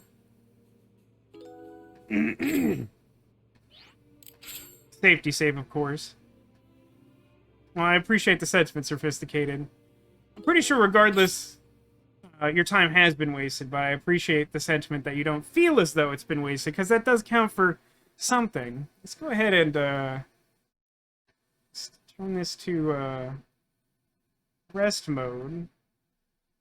And then switch this over to the thing that doesn't blast a bunch of blue light in my face, but then I first have to blast a bunch of blue light in my face. Slightly warmer color. So, you know, let's talk about this real quick, because I did promise I would do it, even though this is of interest to no one. So I get the call from my landlord at like 9:45, being like, hey, so like a pipe burst over like exactly your parking space. This is exactly the sort of thing that would happen to you, lol, get wrecked. And so she tells me to like call her for more information, and I assume she does that because it's late at night, but it's like, this feels like a weird way to handle this. And in order to fully understand this, I think I have to go back in time for a second. We have to return to the past. Some of you may recall a time years ago, because I'm pretty sure I talked about it a lot on stream at the time, because there's a period of like 6 weeks where my apartment building was being retrofitted for, like, seismic safety, whatever the correct terminology for that is. We passed some, like, checkpoint for, like, federally mandated something or other, and the building, like, had to do it. And during that time, a lot of work was being done on our parking lot, and for, like... I think it was like 6 weeks. Like, I basically couldn't use my parking space at all. Which, like, in theory shouldn't be too bad. But the problem is that, like, not only is the area around my apartment not, like, the best. It's not, like, a dangerous area, but it's not, like, a great area. Like, weird stuff does happen around here. But, like, also, it's, like, a really densely populated area. Like, lots of apartment buildings. And, like, lots of people, like, sharing apartment buildings and having access to one parking space. So, basically, like, available parking in the area around me is typically sparse. So, like, it was a frustrating period of, like, 6 weeks those years ago. When, like, I couldn't park there or had to park really far away and, like, walk to my apartment. But then, like, the worst of it came at the end of the 6 weeks, when everything was supposed to be done, and they're like, alright, everyone can resume your lives as normal. And, I found out that as a part of the retrofit, they changed out the beam. There was, like, a beam adjacent to my parking, like, there's... I had, like, the worst parking space at the end of the parking lot. It was, like, up against the wall that's, like, right directly next to the gate, so you can't easily turn into the space. It sucked. It was bad. But, like, because of the weird way everything is constructed, there's, like, a bunch of pillars, like, between every few spaces. And there was one, like, directly adjacent to mine.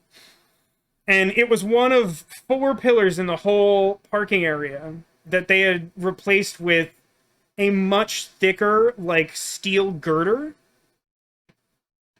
And...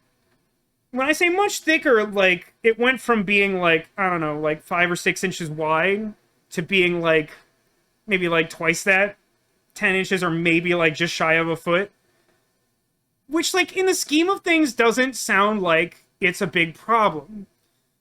However, as I mentioned, it's already quite difficult to turn into this space because of its positioning as being, like, directly adjacent to the parking gate, so, like, you can't get a good angle without doing, like, a many-point turn.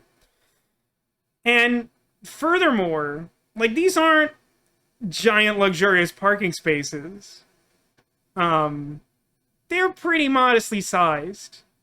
So, I literally caused body damage to my car trying to park it in this space the first time that I tried to park it there. Which was... at the time, really frustrating and triggering.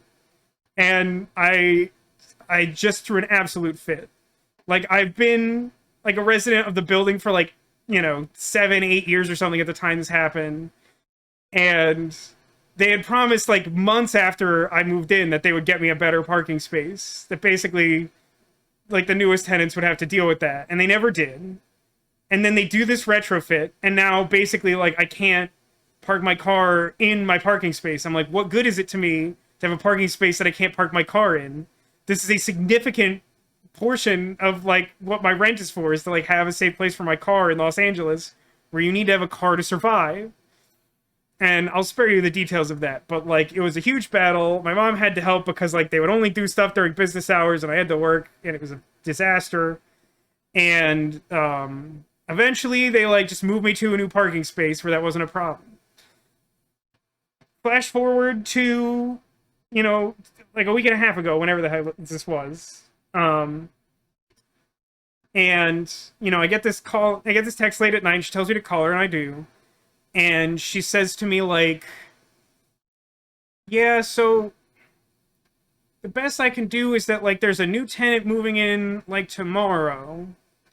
But I'm told that, like, they won't need the parking space right away. So you can park your car in that space while they do the work to fix the pipe that's over your new parking space that isn't hot garbage.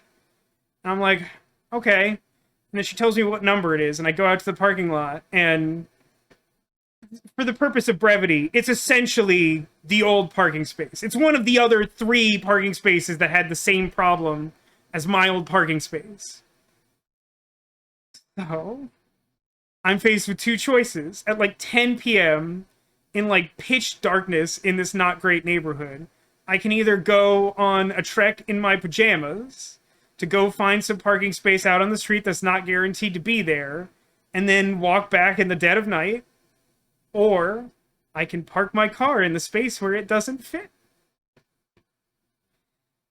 And I decided that it was a safer choice to try and park the car in the bad parking space. Now, I'm not going to try and tell you that I'm an excellent parker or some spectacular driver who, is like way above average at maneuvering his car safely in like this preposterously narrow situation. But I will tell you that it took me a full half hour to get my car into the space. It took me 30 minutes of Earth time to get my car into that space. And to further demonstrate to you how ridiculously narrow this parking space is, once I was safely in the space, there literally was not enough room for me to open the driver's side door of my car. Like, there's just so little room for the car in the space that when it is parked there, you can't get out of it. So I had to climb over the passenger seat and open the door on that side where there was slightly more room, just by nature of it not being up against a wall and instead being next to, like, an SUV. And even then, the door, like, barely opened. So, like, on the one hand, I felt a little vindicated for, like, really being quite unpleasant years ago when I forced them to deal with the situation that they had caused. Like, they were, like, really... Like, they didn't seem to understand. They're like, why would it be such a big deal that, like, your parking space is a few inches smaller? But, like, I feel like this demonstrates quite well that it's a big deal. But, like, it was it was just so emotionally triggering to be, like, back in that horrible situation from the time I, like, damaged my car, and to be dealing with this thing that was super stressful, like, really late at night, when I was, like, trying to, like, de-stress from a day that was already going badly, that I broke. So, like, I had received the scratch damage from the day, and even endured the parking situation up to a point, and then there was, like, a point where, like, I, like, touched the pole, I, like, touched the pillar. I don't think it caused any damage this time. I haven't looked at it, because I'm already depressed, and that sounds like looking for trouble. But, like, I'm pretty sure it's fine.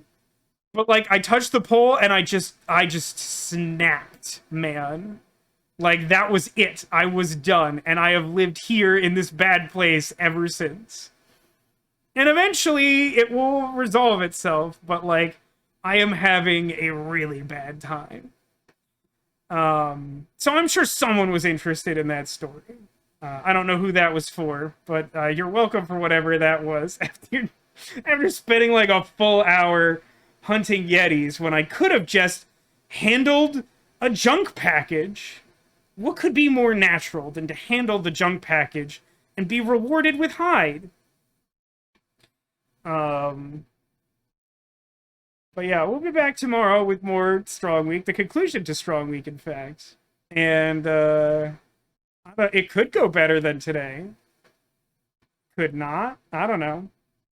I really don't particularly remember this story mission based on the description I looked at for the chapter. I know it's up on like the first floor, and it's probably difficult because that means it's dealing with the Cardinals.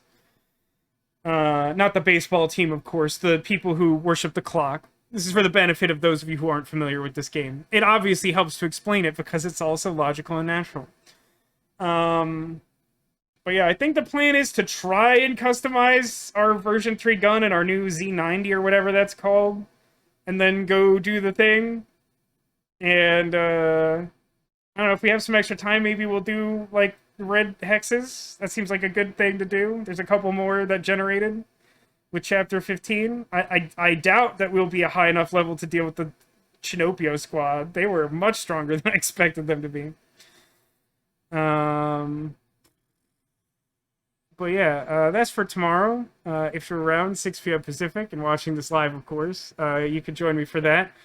If you're watching this on YouTube, it probably went up simultaneously with this video being posted. Lucky you. You can watch it momentarily. In fact, you could even skip ahead and watch it now. Unless you wanted to find the secret Squirtle. Because somewhere on the couch behind me, among my plethora of plush friends, I have hidden a Squirtle. Keep in mind that the primary rule of this game is that if you can see a Squirtle, then it's not a secret Squirtle.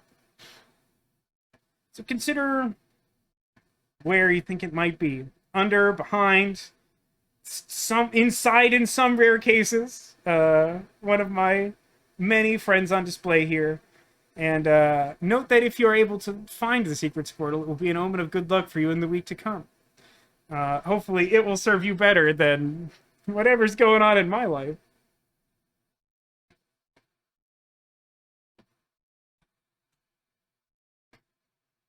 Hi, Dave. Dave is my brother-in-law and an excellent human. Also, I am a big fan of this shirt. I chose it today because I was feeling very, very sleepy.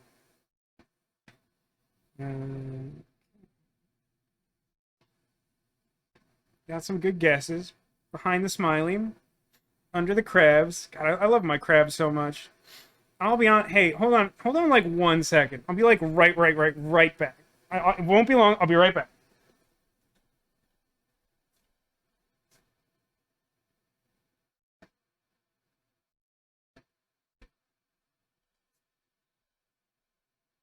I really strongly considered today, before streaming, this little tin is what my small Carlos came in, and inside of it is a Carlos pin, and I almost just like put it on to have Carlos physically close enough to generate positive Carlos energy, because Carlos is my everything. I love him. He is clawsome. I don't know why I wanted to show that off. I've been considering just like putting it on my nice stream hat for a while. I don't know if that would annoy people or if anyone would care. Yeah. In order to get ones that are the size of... Hang on a second. I can't get it to set... There we go. In order to get a Carlos that's this size, or they make other ones. It's not just Carlos. Other Squishmallows are available. You have to get these, like, needlessly expensive tins. Like, this tin literally costs more... I think this tin cost more than Carlos did. I never really thought about that, but I'm pretty sure that's true. I think this was, like, 80% more expensive than Carlos was. which is really stupid when you think about it. But, I mean, also, I mean, come on. I did get it on sale, though, in fairness, but I know what the retail price is supposed to be. But, I mean, honestly, it's worth it, because I need more Carlos. He's my favorite. But yeah, it's the loaf ratio. Yeah, I mean, it's very... Look, I'm not going to argue it's not cute. It's great. I love Carlos. Let's go find that Squirtle. Let me gather all the guesses, because I got myself distracted. It's somewhat effective! Okay, crabs, hat. It's not under the hat. I'll save us all some time. I'm not taking it off because I've been having a bad hair week. My whole week has been bad, among other things. Carlos, lobster, Wally. Yeah, there we go. Let me start with Carlos. This is his full-size Carlos. If you haven't seen him, he's clawsome. I know the camera's reversed. I apologize. It's for sanity reasons, but he's clawsome. And he's got little feet. He's great. I love him. Today, he was hanging out with a couple of rabbity pals. Unfortunately, not Squirtle, but they're pretty good too, huh? I mean, this one's mad like I am, but, you know, it happens.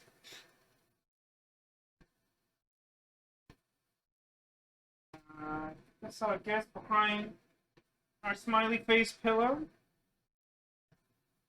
We'll showcase that under our donut-themed friends. We've got a Baby Yoda. Or Grogu for the initiated. We got a new Mandalorian coming up that I keep forgetting about. That's pretty good. Unfortunately, not a Squirtle, though. Someone had guessed behind Lorenzo, Carlos's lobster cousin. And that was the location of a Ninja Turtle. But alas, not the secret Squirtle.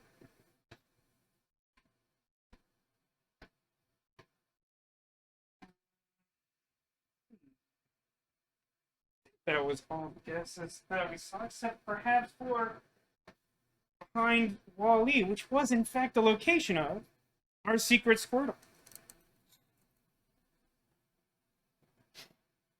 Congratulations to J.M. Platts, my mom in chat, who managed to locate our secret Squirtle. Small price to pay for cuteness. It's true.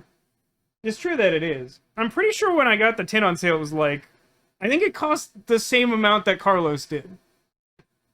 I think that's true. I think that's a true statement. Another fun fact about small Carlos is that his tag is like literally as long as he is. His tag is enormous. We do have... My mom got me even smaller Carlos for Christmas. If you haven't seen even smaller Carlos, he's very small. Why are tag... It's a great question. It's not even, like, labeled for individual resale. I don't know why it needs, like, 3 enormous tags, and one of them's just a barcode. I just don't understand. But, yeah, my Squishmallow Carloses are my babies, and I love them. They're like, I can't tell you how much just the crab that says Clawsome on it with a heart has, like, improved my life. It was a small price to pay. And at that, my mom got it for me for Valentine's Day 2 years ago. So, like, I didn't even pay for it. So, yeah, that'll do it for this stream. Thanks, everybody, for hanging out. It's been a lot of fun, which is refreshing because life has not been great. We'll be back tomorrow for more Residents of Fate. Hopefully, we continue to be productive. I mean, honestly, the gun customization load is probably going to take me like an hour. I'm not good at it to begin with. We'll try to get through that. Honestly, I'm not sure what to do next week. Maybe I'll finally put up that poll. I'm not optimistic. I've had 2 weeks where I've said I was going to do it, and I did not. It might just be, like, try to round out... Maybe we just do, like, a couple Murder by Number streams to try and round out the case and then figure out what to do from there. Or maybe some Dwarf Romantic or something. I don't know, probably something easy until I'm feeling a little more stable, or at least until I have an idea that I feel strongly about, which it's been a minute. But it's been fun. Thanks everybody for hanging out. Thanks for the many gift subs, for those being generous. Just one of these. But yeah, that'll do it for tonight. Thanks for being here. Thanks for being you, and I hope to see you again soon. Like I said, we'll be back tomorrow at 6 p.m. Pacific if you're free and watching live. Normally I stream at 6 p.m. Pacific on Fridays and Saturdays. As I've said, I normally stream like adventure games, narrative stuff, kind of like Telltale games, things along those lines. Like Until Dawn. Any game that comes out like that, I'm usually interested in, along with some occasional puzzle stuff or other indie games like roguelikes. But yeah, if you're interested in strategy or story stuff, I'm usually doing something up your alley. And like I said, we'll sort out exactly what that'll mean for the stream in the coming weeks. But for now, hope everybody has a great evening and however much time it is until I see you again. I will look forward to it, and I hope you stay well. Good night, everybody.